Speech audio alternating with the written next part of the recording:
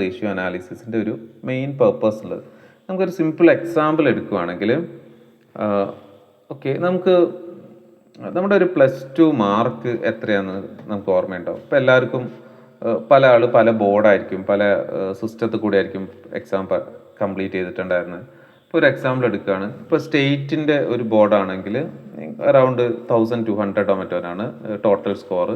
ഇപ്പോൾ എൻ്റെ ഒരു സ്കോർ എന്നുള്ളത് 1200. ഞാൻ 1200 എന്നും പറയുന്നില്ല, അതിന് പകരം ഞാൻ ഏൺ ചെയ്ത സ്കോർ, ഒരു എ എന്നുള്ളൊരു പേഴ്സൺ ഓൺ ചെയ്ത സ്കോർ, ഒരു എക്സാമ്പിൾ എടുക്കുക. എ എന്നുള്ളൊരു പേഴ്സൺ ഓൺ ചെയ്ത് സ്റ്റേറ്റ് സിലബസ് ആണ് പഠിച്ചിട്ടുണ്ടായിരുന്നത്.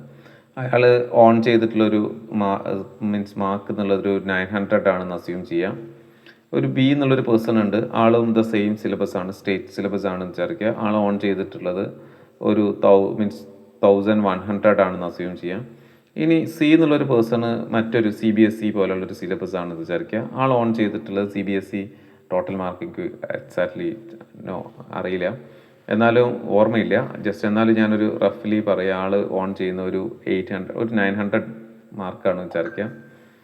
അപ്പോൾ ഇങ്ങനെ നമ്മളടുത്തേക്ക് ഒരാളുടെ മാർക്ക് ചോദിക്കുമ്പോൾ ആൾ 900 ആണ്, 1100 ആണ്, 800 ആണെന്ന് പറയുമ്പോൾ അതിൽ നമുക്ക് ഇൻ്റർപ്രിട്ടേഷൻ എന്നുള്ളത് നമുക്ക് കുറച്ച് ബുദ്ധിമുട്ടാണ്. കാരണം നമ്മൾ ചിലപ്പോൾ ഇൻ്റർപ്രറ്റ് ചെയ്യുന്നത് തെറ്റിപ്പോകാനുള്ളൊരു സാധ്യതയുണ്ട്. അതായത് ഇപ്പം ഒരാൾ 800 ഒരാൾ 900 ആണെങ്കിൽ ഒരാളുടെ ഔട്ട് ഓഫ് 1000 ആണ് 800 കിട്ടിയത്, മറ്റൊരാളിന് ഔട്ട് ഓഫ് 1200 1500 ആണ് 900 കിട്ടിയതെന്ന് നമുക്കറിയാതെ നമ്മൾ നോർമലി ആ ഒരു നോമിനൽ വാല്യൂ യൂസ് ചെയ്ത് നമ്മൾ ഇൻ്റർപ്രറ്റ് ചെയ്യാൻ പോയി കഴിഞ്ഞാൽ അത് റോങ് ആവാനുള്ള സാധ്യത ഉണ്ട്. അതല്ല അത്ര മീനിങ് അല്ലാതെ വരും. അപ്പം അതിന് പകരം എന്നുള്ള പേഴ്സൺ പറയാണ് my percentage off mark is 80%. And then second B പറയാണ് my in my the percentage of score is it's around 92-95%. And then third one C express their percentage of mark is it's around 92-93%. അപ്പോൾ നമുക്ക് ആ percentage representation easily നമുക്ക് എന്ത് ചെയ്യാൻ പറ്റും, കമ്മ്യൂണിക്കേറ്റബിൾ ആണ്. അപ്പോൾ നമുക്ക് മനസ്സിലായി ഇവരുടെ സിലബസിൻ്റെ ക്വാളിറ്റീനെ കുറിച്ചിട്ടൊന്നും നമ്മൾ നോക്കുന്നില്ലെങ്കിൽ അവരുടെ ഒരു സ്കോറിംഗ് പെർസെൻറ്റേജ് എന്നുള്ളത് first person, second person, third person എന്നുള്ളത് ഈ ഒരു ക്രൈറ്റീരിയയിലാണ് വന്നിട്ടുള്ളതെന്ന് നമുക്ക് മനസ്സിലാവും. ഓക്കെ, അപ്പോൾ അങ്ങനെ നമുക്ക് എന്ത് ചെയ്യാം അവിടെ, അപ്പോൾ നമുക്ക് ആ ഒരു ജഡ്ജ്മെൻറ്റ് കുറച്ചും കൂടി ഈസി ആക്കി മാറ്റാൻ പറ്റും. അപ്പം ഇങ്ങനെ ജഡ്ജ്മെൻ്റ് എടുക്കാൻ റേഷ്യോ അനാലിസിസ് നമ്മളെ ഹെൽപ്പ് ചെയ്യും. ഈ റേഷ്യോ അനാലിസിസിൽ തന്നെ റേഷ്യോ തന്നെ പല രീതിയിൽ റെപ്രസെൻ്റ് ചെയ്യാറുണ്ട്. പെർസെൻറ്റേജസ് ഒരു റേഷ്യോൻ്റെ റെപ്രസെൻറ്റേഷൻ തന്നെയാണ്. ഇപ്പോൾ percentages means is a comparison between 2 numbers ആണ് that express in a percentage way എന്നുള്ളത്. ഇപ്പോൾ എക്സാമ്പിൾ എടുക്കുകയാണെങ്കിൽ മാർക്കിൻ്റെത് നമ്മൾ പെർസെൻറ്റേജിലാണ് എക്സ്പ്രസ് ചെയ്യാറ്. 90-20 എന്നുള്ളതൊക്കെ പെർസെൻറ്റേജ് വൈസ് ആണ് എക്സ്പ്രസ് ചെയ്യാറ്. അപ്പോൾ അത് നമുക്ക് കൺസിഡർ ചെയ്യാം. അത് സെക്കൻഡ് വൺ എന്നുള്ളത് ടൈമിൽ നമ്മൾ എക്സ്പ്രസ് ചെയ്യാറുണ്ട്. ടൈം നമുക്ക് യൂസ് ചെയ്യാം, അല്ലെങ്കിൽ അതേപോലെ റേസ് ടു എക്സ്പ്രസ് ചെയ്യാറുണ്ട്. അതിൽ നമുക്ക് എന്ത് ചെയ്യാം, ഡിവിഷൻസ് ആയിട്ട് നമ്മൾ എക്സ്പ്രസ് ചെയ്യാറുണ്ട്. 1/2, 1/3 അല്ലെങ്കിൽ 1/4 എന്നുള്ള രീതിയിൽ നമ്മൾ എന്ത് ചെയ്യാറുണ്ട്, ഡിവിഷൻസ് ആയിട്ട് എക്സ്പ്രസ് ചെയ്യാറുണ്ട്. ഇതൊക്കെ ടൈമിലോ അല്ലെങ്കിൽ പെർസെൻറ്റേജിലോ ഡിവിഷൻസ് ഒക്കെ യൂസ് ചെയ്ത് നമുക്ക് എന്ത് ചെയ്യാം, ഇവിടെ റേഷ്യോസ് നമുക്ക് എക്സ്പ്രസ് ചെയ്യാം. അതെല്ലാം റേഷ്യോസിൻ്റെ ഡിഫറെൻറ്റ് സെനാരിയോയിൽ ഇപ്പം ഒരു കേസ് ടൈമിൽ ജസ്റ്റ് എക്സ്പ്രസ് ചെയ്യുന്ന കുറേ സമയം സെയിൽസിലെ 2 times ഓഫ് സെയിൽസ് അല്ലെങ്കിൽ പ്രോഫിറ്റ് എന്നുള്ളത് നോർമലി നമ്മൾ പറയാറുണ്ട്. ഒരു പ്രോഫിറ്റിൻ്റെ എത്ര ടൈംസ് ആണ് സെയിൽസ് എന്നൊക്കെ ഉള്ള രീതിയിലാണ് 5 times സെയിൽസ് ഉണ്ടാവുക. ദാറ്റ് മീൻസ് 20% ആണ്. അപ്പോൾ അങ്ങനെ അല്ലെങ്കിൽ പെർസെൻറ്റേജിൽ എക്സ്പ്രസ് ചെയ്യാറുണ്ട്. 1/5 എന്നുള്ള രീതിയിലൊക്കെ നമ്മൾ എക്സ്പ്രസ് ചെയ്യാറുണ്ട്. അപ്പോൾ അങ്ങനെ റേഷ്യോസ് നമുക്ക് ഈസി ആക്കി മാറ്റാൻ ഹെൽപ്പ് ചെയ്യും. നമ്മൾ നമ്പറിങ് സിസ്റ്റത്തിന് വളരെ ഈസി ആക്കി മാറ്റാൻ ഹെൽപ്പ് ചെയ്യും. ഓക്കെ, പിന്നെ ഈ പെർസെൻറ്റേജസ് 3 രീതിയിൽ നമുക്ക് അവിടെ ഇൻ്റർപ്രിട്ടേഷൻസോ അല്ലെ സ്റ്റഡിയോ ഒക്കെ 3 രീതിയിലാണ് എടുക്കുന്നത്. അല്ലെ 3 ടൈപ്പ് നമുക്ക് എന്ത് ചെയ്യാം, 3 പേർപ്പസ് ഉണ്ട് എന്ന് വിചാരിക്കുക. ഒന്ന് ഡിസ്ക്രിപ്റ്റീവ് സ്റ്റഡീസ് ആണ്, 2 ഡയഗ്നോസ്റ്റിക് സ്റ്റഡിയാണ്, 3 പ്രെഡിക്റ്റീവ് സ്റ്റഡിയാണ്. ഒരു ഡിസ്ക്രിപ്റ്റീവ് സ്റ്റഡി അല്ലെങ്കിൽ ഡിസ്ക്രിപ്റ്റീവ് പർപ്പസ് എന്നുകൊണ്ട് ഉദ്ദേശിക്കുന്നത് ഓൾറെഡി ഒരു ഇഷ്യൂസോ അല്ലെങ്കിൽ ഓൾറെഡി ഉള്ള ഫിഗേഴ്സിനെ കറക്റ്റായിട്ട് ഡിസ്ക്രൈബ് ചെയ്യാൻ വേണ്ടിയിട്ട് നമ്മൾ റേഷ്യോ അനാലിസിസ് യൂസ് ചെയ്യാറുണ്ട്. അതാണ് the first perceptions perception towards the ratio analysis. Ratio helps us and add more perspective while describing the financial statement. ഇപ്പോൾ ജസ്റ്റ് ഒരു എക്സാമ്പിൾ എടുക്കുകയാണെങ്കിൽ ഇപ്പോൾ സെയിൽസ് ഇത്രയാണ്, സെയിൽസ് ഈസ് മീൻസ് ഒരു കമ്പനി തരുന്നു സെയിൽസ് എന്നുള്ളത്. ഇപ്പോൾ ടാറ്റ മോട്ടോഴ്സിൻ്റെ സെയിൽസ് എടുക്കുകയാണെങ്കിൽ നോർമലി ഒരു 80,000 CR എന്നുള്ളതൊക്കെ ആയിരിക്കും. പക്ഷെ അത് ഒരു വലിയ എന്ത് ചെയ്യുന്നു, നമുക്കൊരു മെസ്സേജസ് സ്പ്രെഡ് ചെയ്യുന്നില്ല. പക്ഷെ അതിന് പകരം അത് എന്ത് ചെയ്യുന്നു, അവിടെ എബിറ്റ മാർജിൻ ഇതാണ്, അല്ലെങ്കിൽ EBIT മാർജിൻ ഇതാണ്, അല്ലെങ്കിൽ net profit margin is this much. അപ്പോൾ നമുക്ക് കമ്പയർ ചെയ്യാൻ പറ്റും പ്രോഫിറ്റും സെയിൽസും തമ്മിലുള്ള കമ്പാരിസൺ ഇതാണ്. ഇപ്പോൾ 80,000 CR is the sales and then ഒരു 10,000 അല്ലെങ്കിൽ 20,000 CR ആണ് അവിടുത്തെ പ്രോഫിറ്റ് എന്ന് പറയുകയാണെങ്കിൽ, നെറ്റ് പ്രോഫിറ്റ് എന്ന് പറയുകയാണെങ്കിൽ അതൊരു മീനിങ് ഫുൾ ആണ്. അപ്പം അങ്ങനെ എന്ത് ചെയ്യാം, ഓൾറെഡി ഉള്ള ഫിഗേഴ്സിനെ ഒന്ന് ഡിസ്ക്രൈബ് ചെയ്യാൻ നമുക്ക് റേഷ്യോ അനാലിസിസ് യൂസ് ചെയ്യാം. The next one is a diagnostic studies ആണ്. It's helps to understand what work or fail to work for the company. ഇപ്പം അത് സെർട്ടൈൻ പ്രോബ്ലം ഐഡൻറ്റിഫിക്കേഷന് നമുക്ക് റേഷ്യോ അനാലിസിസ് യൂസ് ചെയ്യാം. അല്ലെങ്കിൽ സെർട്ടൈൻ റേഷ്യോസ് കണ്ടു കഴിഞ്ഞാൽ നമുക്ക് മനസ്സിലാവും സെർട്ടൈൻ ഇഷ്യൂസ് ഈസ് ദെയർ. ചില കാര്യങ്ങൾ നമ്മൾ വീണ്ടും ഒന്ന് റീചെക്ക് ചെയ്യേണ്ടതുണ്ട് എന്നുള്ളത് നമുക്ക് അവിടെ മനസ്സിലാക്കാൻ പറ്റും. അപ്പോൾ അതൊരു ഡയഗ്നൈസ് ചെയ്യാന്നുള്ള ടെക്നോളജിയാണ്. ഇപ്പോൾ നോർമലി നമുക്ക് എടുക്കുമ്പോൾ ഇപ്പോൾ ഓക്കെ സീറോ മീൻസ് എറ്റേണൽ എടുക്കുവാണെങ്കിൽ എറ്റേണലിൻ്റെ PE റേഷ്യോ, ബുക്ക് വാല്യൂ ഇതൊക്കെ ഭയങ്കര ഹൈ ആണ്. അപ്പോൾ അവരുടെ വാല്യുവേഷനുമായിട്ട് കമ്പയർ ചെയ്യുന്ന സമയത്ത് ഇൻട്രൻസിക് വാല്യൂ ആയിട്ട് കമ്പയർ ചെയ്യുമ്പോൾ യാതൊരുവിധ ബന്ധമില്ലാത്ത രീതിയിലുള്ള ഭയങ്കര ഹൈ ആയിട്ടുള്ള പ്രോഫിറ്റബിലിറ്റിയാണ്, ഹൈ ആയിട്ടുള്ള ബുക്ക് വാല്യൂ ആണ്, ഹൈ ആയിട്ടുള്ള PE റേഷ്യോ ഒക്കെയാണ് മെയിൻറ്റെയിൻ ചെയ്തിട്ടുള്ളത്, പ്രസൻ്റ് ഉള്ളത്. അപ്പോൾ അവിടെ നമുക്ക് മീൻസ് ഇഷ്യൂസിൻ്റെ സാധ്യതകളുണ്ട്. ആ ഇഷ്യൂസിൻ്റെ സാധ്യതകൾ നമ്മൾ ഡീകോഡ് ചെയ്യണം. അതൊക്കെ നമുക്ക് കമ്മിങ് സെഷൻസിൽ ഡീകോഡ് ചെയ്യാം. പിന്നെ അതേപോലെ നമുക്ക് എന്ത് ചെയ്യാൻ യൂസ് ചെയ്യും, നമ്മുടെ പ്രഡിക്റ്റേറ്റ് ആയിട്ടുള്ള പ്രഡിക്ഷൻസ് നമുക്ക് എന്ത് ചെയ്യാം, യൂസ് ചെയ്യാൻ പറ്റും. ഇപ്പോൾ ഫ്യൂച്ചറിൽ ഈ കമ്പനി എങ്ങോട്ടൊക്കെയാണ് പോവുക, അപ്പോൾ അങ്ങനെ ഒരു പ്രഡിക്റ്റീവ് ആയിട്ടുള്ള ഒരു ഡാറ്റ അനലൈസ് ചെയ്തിട്ട് നെക്സ്റ്റ് ലെവലിൽ അത് പ്രഡിക്റ്റ് ചെയ്യാനും എന്ത് ചെയ്യാം, നമുക്ക് ഈ ഒരു കാര്യം നമുക്ക് യൂസ്ഫുൾ ആയിരിക്കും. ഓക്കെ, അപ്പോൾ ഇങ്ങനെ ഒരു 3 സിനാൻ ലെഫ്റ്റ് ആയോ? ഓക്കെ, സിനാൻ ജോയിൻ ചെയ്തോളൂ. അപ്പോൾ ഇങ്ങനെ ഒരു 3 പേർപ്പസ് ഓറിയൻറ്റഡ് ആയിട്ടായിരിക്കും നമുക്ക് റേഷ്യോ അനാലിസിസിനെ കമ്മിങ് സെഷൻസിലൊക്കെ ഡിസ്കസ് ചെയ്യാം. ഓക്കെ, ഇനി റേഷ്യോ അനാലിസിസ് ശരിക്ക് നമ്മളെ ടെക്സ്റ്റ് ബുക്സിൽ കൊടുത്തേക്കാൾ കുറേ കൂടെ ഡീറ്റെയിൽ ആയിട്ട് നമുക്ക് റേഷ്യോ അനാലിസിസിനെ എന്ത് ചെയ്യാൻ പറ്റും, ഡിസ്കസ് ചെയ്യാൻ പറ്റും. ഞാൻ ആ ഒരു പേജ് വെച്ചിട്ട് കമ്മിങ് ക്ലാസ്സുകളൊക്കെ നമുക്ക് ആ ഒരു പേജ് വെച്ചിട്ട് സ്റ്റാർട്ട് ചെയ്യാം. അപ്പോൾ ഇവിടെ കൂടുതൽ എംഫസൈസ് ചെയ്തത് profitability ratio, liquidity ratio, leverage ratio, efficiency ratios ഒക്കെയാണ്. അതോടൊപ്പം തന്നെ നമുക്ക് ടേൺ ഓവർ റേഷ്യോസ് ഒക്കെ തന്നെ നമുക്ക് ഡിസ്കസ് ചെയ്യാം. അപ്പോൾ പ്രോഫിറ്റബിലിറ്റി റേഷ്യോസിൽ കമ്പയർ ചെയ്യുന്നത് പ്രോഫിറ്റാണ് അവിടുത്തെ ഒരു സെൻട്രൽ പോയിന്റ്. പ്രോഫിറ്റും ഡിഫറെൻറ്റ് പാരാമീറ്റേഴ്സും ഉള്ളൊരു കമ്പാരിസൺ ആണ്. പക്ഷേ അത് ഏറ്റവും ഇമ്പോർട്ടൻ്റ് ആണ്. ഒരു ഫേം ഡീസൻ്റ് ആയിട്ടുള്ളൊരു പ്രോഫിറ്റ് ജനറേറ്റ് ചെയ്യുന്നില്ലെങ്കിൽ മറ്റ് എന്ത് മെട്രിക്സ് ഉണ്ടെന്ന് പറഞ്ഞാലും അതിന് സസ്റ്റൈനബിലിറ്റി എന്തായിരിക്കും, അതൊരു ക്വസ്റ്റ്യൻ തന്നെയായിരിക്കും. അപ്പോൾ നമുക്ക് ഡിഫറെൻ്റ് ആയിട്ടുള്ള പ്രോഫിറ്റബിലിറ്റി റേഷ്യോസ് നോക്കണം. The next one is A liquidity ratio. Liquidity ratio means നമുക്കറിയാം അവർക്ക് എന്തുണ്ടോ, മീൻസ് സർട്ടൈൻ ഫേം, ഇപ്പോൾ ഇൻഡിവിജ്വൽസ് ആണെങ്കിലും ഫേംസ് ആണെങ്കിലും അറ്റ് പ്രസൻറ്റ് നീഡ്സ് മീറ്റ് ചെയ്യാൻ അവരുടെ കയ്യിൽ എന്തുണ്ടോ, സഫിഷ്യൻറ്റ് ലിക്വിഡിറ്റി ഉണ്ടോ, സഫിഷ്യൻ്റ് ആയിട്ടുള്ള ക്യാഷ് ഉണ്ടോ എന്നുള്ളത് ചെക്ക് ചെയ്യാൻ നമുക്ക് ലിക്വിഡിറ്റി റേഷ്യോസ് യൂസ് ചെയ്യാം.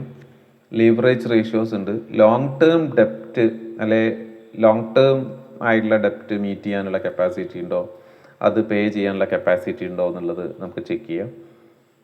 എഫിഷ്യൻസി റേഷ്യോസ്, അവിടെ പ്രൊഡക്ടിവിറ്റി ഉണ്ട്, മറ്റ് ഫിനാൻഷ്യൽ ആസ്പെക്ട്സ് പ്രോപ്പറായി ഡെപ്റ്റ് turnover ratio, equity turnover ratios പോലെയുള്ള, ക്രെഡിറ്റ് ടേൺ ഓവർ റേഷ്യോസ് പോലെയുള്ള റേഷ്യോസ് യൂസ് ചെയ്തുകൊണ്ട് നമുക്ക് ഫേമിൻ്റെ ഒരു എഫിഷ്യൻസീസ് നമുക്ക് കമ്പയർ ചെയ്യാൻ പറ്റും. അപ്പോൾ ഇത്തരം കമ്പാരിസൺസ് ഒക്കെ ആയിരിക്കും നമ്മളിനി കമ്മിങ് സെഷൻസിൽ നമ്മൾ ഡിസ്കസ് ചെയ്യാം. അവിടെ തന്നെ നമുക്ക് ഇതേപോലെ നമ്മൾ കഴിഞ്ഞ സെഷനിലൊക്കെ ചെയ്ത പോലെ സ്ക്രീനേഴ്സിൻ്റെ ഒരു ഹെൽപ്പും കൂടി എടുക്കാം. അവിടെ ഡിഫറെൻ്റ് ആയിട്ടുള്ള റേഷ്യോസ് സ്ക്രീനറിൽ നമുക്കുണ്ട്. ഡിഫറെൻറ്റ് കമ്പനീസിൽ നമുക്കിത് സെയിം റേഷ്യോസ് അപ്ലൈ ചെയ്ത് നോക്കാം. അങ്ങനെ അപ്ലൈ ചെയ്ത് അതിൽ നിന്ന് നമുക്കൊരു ഒരു പോർട്ട്ഫോളിയോ ബിൽഡ് ചെയ്യാനുള്ള പ്രോസസ്സ് നമുക്ക് സ്റ്റാർട്ട് ചെയ്യാം. കാരണം എൻഡ് ഓഫ് ദ ഡേ നമുക്ക് വേണ്ടത് ഒരു പോർട്ട്ഫോളിയോ. കാരണം നമ്മൾ നേരത്തെ ഞാൻ പറഞ്ഞു, നമ്മളുടെ ഇടയിൽ ഡിഫറെൻ്റ് ആളുകൾ ഡിഫറെൻറ്റ് വേയിലായിരിക്കും ഈ എന്ത് ചെയ്യുക, മാർക്കറ്റിനെ യൂസ് ചെയ്യാം. ഇപ്പോൾ ഒരു എക്സാമ്പിൾ എടുക്കുക. ഓക്കെ, എക്സാമ്പിൾ നേരത്തെ നമ്മൾ പറഞ്ഞു, ഞാൻ കുറേ കൂടെ ഒരു ലോങ് ടേം ഇൻവെസ്റ്റ്മെൻറ്റ്സ് മ്യൂച്വൽ ഫണ്ട്സിനാണ് ഇമ്പോർട്ടൻസ് കൊടുക്കുന്നതെങ്കിൽ നോർമലി എന്ത് ചെയ്തിട്ടുണ്ടാവും, കുറച്ച് ട്രേഡിങ്ങിനായിരിക്കും ഇമ്പോർട്ടൻസ് കൊടുക്കുക. പിന്നെ അതേപോലെ അത് ഷെഹലിൻ്റെ കേസിൽ വരുന്ന സമയത്ത് സ്വിംഗ് ട്രേഡിനാണ് ഇമ്പോർട്ടൻസ് കൊടുക്കുക. അതേപോലെ സിനാനും അതേ അസ്ജദും ഒക്കെ മാർക്കറ്റിലേക്ക് വരുമ്പോൾ ഇതേപോലെ അവരുടേതായ ഒരു കോർ ഏരിയ അവർ ഇവിടെ ഐഡൻറ്റിഫൈ ചെയ്യണം. അതിലേക്കുള്ള ഒരു ഫസ്റ്റ് സ്റ്റെപ്പായിരിക്കും ഈ റിസർച്ച് അനലിസ്റ്റ് പ്രോഗ്രാം. ഈ റിസർച്ച് അനലിസ്റ്റിൻ്റെ ബേസിൽ അവർക്ക് ഈക്വിറ്റി ആണോ അവരുടെ സ്പേസ്, മ്യൂച്വൽ ഫണ്ട്സ് അവരുടെ ആണോ സ്പേസ്, അതല്ല ഇനി ട്രേഡിംഗ് ആണോ അവരുടെ സ്പേസ്, ഇതിങ്ങനെ നമുക്കൊരു ഇന്ന ഏരിയയിൽ വേണം നിർബന്ധമില്ല. എല്ലാ ഏരിയാസും എക്സ്പ്ലോർ ചെയ്യാനും എല്ലാ ഏരിയാസിലും പുതിയ ഓപ്പർച്യൂണിറ്റീസ് ഐഡൻറ്റിഫൈ ചെയ്യാനും പറ്റും. ഫസ്റ്റ് ഫേസ് എന്നുള്ളത് നോളജ് എൻഹാൻസ് ചെയ്യുക, അതേപോലെ റെഗുലേറ്ററി കംപ്ലയിൻറ്റ്സ് മീറ്റ് ചെയ്യാൻ സർട്ടിഫിക്കേഷൻസ് എടുത്ത് വയ്ക്കുക. പിന്നെ ഇതിനെ സപ്പോർട്ട് ചെയ്യാനുള്ള സർട്ടിഫിക്കേഷൻസ് നമുക്ക് ഉണ്ടാവുക, എക്സൽ, പവർ PI പോലുള്ള. അത് നിങ്ങൾക്ക് ഒരു ബിസിനസ് സ്റ്റാർട്ട് ചെയ്യാനാണെങ്കിൽ അങ്ങനെ ഹെൽപ്പ് ചെയ്യും, ഒരു ജോബിനാണെങ്കിൽ അങ്ങനെ ഹെൽപ്പ് ചെയ്യും. അല്ലെ ആദ്യം ജോബ് ചെയ്ത് പിന്നീട് നമുക്ക് എന്തിലേക്ക് മാറാം, ഒരു ബിസിനസ്സിലേക്കാണ് മാറാനാണ് ആഗ്രഹിക്കുന്നതെങ്കിൽ അങ്ങനെ ഹെൽപ്പ് ചെയ്യും. അപ്പം അങ്ങനെ ഡിഫറെൻ്റ് ആയുള്ള ഡയമെൻഷൻസ് എടുക്കാനുള്ള സാധ്യതകളുണ്ട്. ആ ഓപ്പർച്യൂണിറ്റീസ് നമുക്ക് പതുക്കെ എക്സ്പ്ലോർ ചെയ്യാം. അപ്പം ഇങ്ങനെ ഈ റേഷ്യോസ് ആണ് നമുക്ക് കോറായിട്ട് പഠിക്കാനുള്ളത്. പക്ഷെ എന്നാൽ പോലും നമ്മൾ അതിൻ്റെ മാക്സിമം പ്രോബ്ലംസ് ഒക്കെ ട്രൈ ചെയ്ത് തന്നെ നമുക്ക് പോവാം. കാരണം ഇതൊരു വളരെ ഫാസ്റ്റായിട്ട് ഓരോ റേഷ്യോയുടെ കാൽക്കുലേഷൻസും വളരെ ഫാസ്റ്റായിട്ട് ചെയ്യുന്ന രീതിയിലേക്ക് നമ്മൾ പ്രിപ്പയർ ചെയ്യേണ്ടതുണ്ട്. ഓക്കെ, ഇനി ഇങ്ങനെ റേഷ്യോസ് ഉണ്ട്. ആ റേഷ്യോസ് കൊണ്ടുള്ളൊരു അഡ്വാൻറ്റേജസ് എന്തൊക്കെയാണ്, അല്ലെങ്കിൽ എന്തിനാണ് നമുക്ക് എങ്ങനെയാണത് യൂസ്ഫുൾ ആവുക എന്ന് ചോദിച്ചു കഴിഞ്ഞാൽ, ഒന്ന് നമുക്ക് കമ്പയർ ചെയ്യാൻ യൂസ്ഫുൾ ആണ്. ഡിഫറെൻറ്റ് കമ്പനീസ് തമ്മിൽ കമ്പയർ ചെയ്യാൻ യൂസ്ഫുൾ ആണ്. ഡിഫറെൻറ്റ് കോമ്പറ്റീറ്റേഴ്സ് തമ്മിൽ, കോമ്പറ്റേറ്റീവ് ഫേം വഴി നമുക്ക് കമ്പയർ ചെയ്യാം. അതേപോലെ വിത്തിൻ ഫേം നമുക്ക് കമ്പയർ ചെയ്യാൻ പറ്റും. ആ ഒരു വിത്തിൻ ഫേം ഡിഫറെൻ്റ് ആയുള്ള സിറ്റുവേഷൻസ് വഴി നമുക്ക് കമ്പയർ ചെയ്യാൻ പറ്റും. അതേപോലെ ഡിഫറെൻറ്റ് ഇൻഡസ്ട്രി ആയിട്ടും നമുക്ക് കമ്പയർ ചെയ്യാൻ പറ്റും എന്നുള്ളതാണ്. ഓക്കെ, അപ്പോൾ അങ്ങനെ ഡിഫറെൻറ്റ് ഇൻഡസ്ട്രീസുമായിട്ട് നമുക്ക് കമ്പയർ ചെയ്യാനുള്ള ഒരു പോസിബിലിറ്റീസ് ആണ് ഇവിടെ ഓഫർ ചെയ്യുന്നത്. അപ്പോൾ അത്തരം ഡിഫറെൻറ്റ് പോസിബിലിറ്റീസ് അല്ലെങ്കിൽ ഡിഫറെൻറ്റ് ഏരിയാസ് കമ്പയർ ചെയ്ത് നമുക്ക് എന്ത് ചെയ്യാം, ഡിസിഷൻസ് എടുക്കാം. അപ്പോൾ ജസ്റ്റ് നമ്മളൊരു കഴിഞ്ഞ ദിവസം നമ്മൾ റേഷ്യോസ് അനാലിസിസ് പറഞ്ഞ സമയത്ത്, അല്ലെ ഈ ഏരിയാസ് ജസ്റ്റ് സ്റ്റാർട്ട് ചെയ്ത സമയത്ത് തന്നെ ഓക്കെ നമ്മൾ സ്ക്രീനർ യൂസ് ചെയ്തിട്ടായിരുന്നു നമ്മൾ എക്സ്പ്ലെയിൻ ചെയ്തിട്ടുണ്ടായിരുന്നത്. അപ്പോൾ സ്ക്രീനേഴ്സിൽ ജസ്റ്റ് ഞാനൊരു ലേണിംഗ് എന്നുള്ള രീതിയിൽ ചുമ്മാ ഒരു ക്രിയേറ്റ് ചെയ്തിട്ടുള്ള ഒരു എന്താ പറയുക, ഒരു സ്ക്രീനറാണ്. ആ സ്ക്രീനറിൽ നമ്മൾ കൊടുത്തിട്ടുണ്ടായിരുന്നൊരു ഫാക്ടേഴ്സ്, ഒരു കാര്യം ചെക്ക് ചെയ്തിട്ടുണ്ടായിരുന്നു, price to earning ratio just നോക്കിയായിരുന്നു. അപ്പോൾ പ്രൈസ് ടു ഏർണിംഗ് റേഷ്യോ നമുക്ക് അഫോർഡബിൾ ആയുള്ള ഒരു പ്രൈസ് ടു ഏർണിംഗ് റേഷ്യോ ആണോ എന്ന് നമുക്ക് ചെക്ക് ചെയ്തിട്ടുണ്ടായിരുന്നു. പ്രൈസ് ടു ഏർണിംഗ് റേഷ്യോ നമുക്കറിയാം എന്താണ്. നമ്മൾ കമ്മിങ് സെഷൻസിൽ പ്രൈസ് ടു ഏർണിംഗ് റേഷ്യോസിലേക്കാണ് നമ്മൾ വരുന്നത്. പ്രൈസ് ടു ഏർണിംഗ് റേഷ്യോസ് പോലെയുള്ള റേഷ്യോസ് നമുക്ക് ഇൻ ഡീറ്റെയിൽ ആയിട്ട് നമുക്ക് എന്ത് ചെയ്യാനുണ്ട്, ഡിസ്കസ് ചെയ്യാനുണ്ട്. പിന്നെ അതേപോലെ മാർക്കറ്റ് ക്യാപിറ്റലൈസേഷൻ. അപ്പോൾ മാർക്കറ്റ് ക്യാപിറ്റലൈസേഷൻ ഇൻ ബിറ്റ്വീനാണ് നമ്മൾ എടുത്തിട്ടുണ്ടായിരുന്നത്. ഇൻ ബിറ്റ്വീൻ നമ്മളിവിടെ 22 ഒരു 15,000 എന്നുള്ള രീതിയിലുള്ള ക്യാപിറ്റലൈസേഷൻ എടുത്തിട്ടുണ്ടായിരുന്നത്. അപ്പം അങ്ങനെ ബുക്ക് വാല്യൂ നോക്കി, ഡെപ്റ്റ് ഇക്വിറ്റി റേഷ്യോ ഫേവറബിൾ ഉള്ള ഫാക്ടേഴ്സ് എടുത്ത്, പ്രൊമോട്ടേഴ്സ് ഹോൾഡിങ്സ്. ഇപ്പോൾ പ്രൊമോട്ടേഴ്സ് ഹോൾഡിങ്സ് ഒക്കെ ജസ്റ്റ് എന്തായാലും ഇമ്പോർട്ടൻ്റ് ആണ്. ഇപ്പം പ്രൊമോട്ടേഴ്സ് ഹോൾഡിങ്സ് കുറവുള്ള പല കമ്പനീസ് ഉണ്ട്.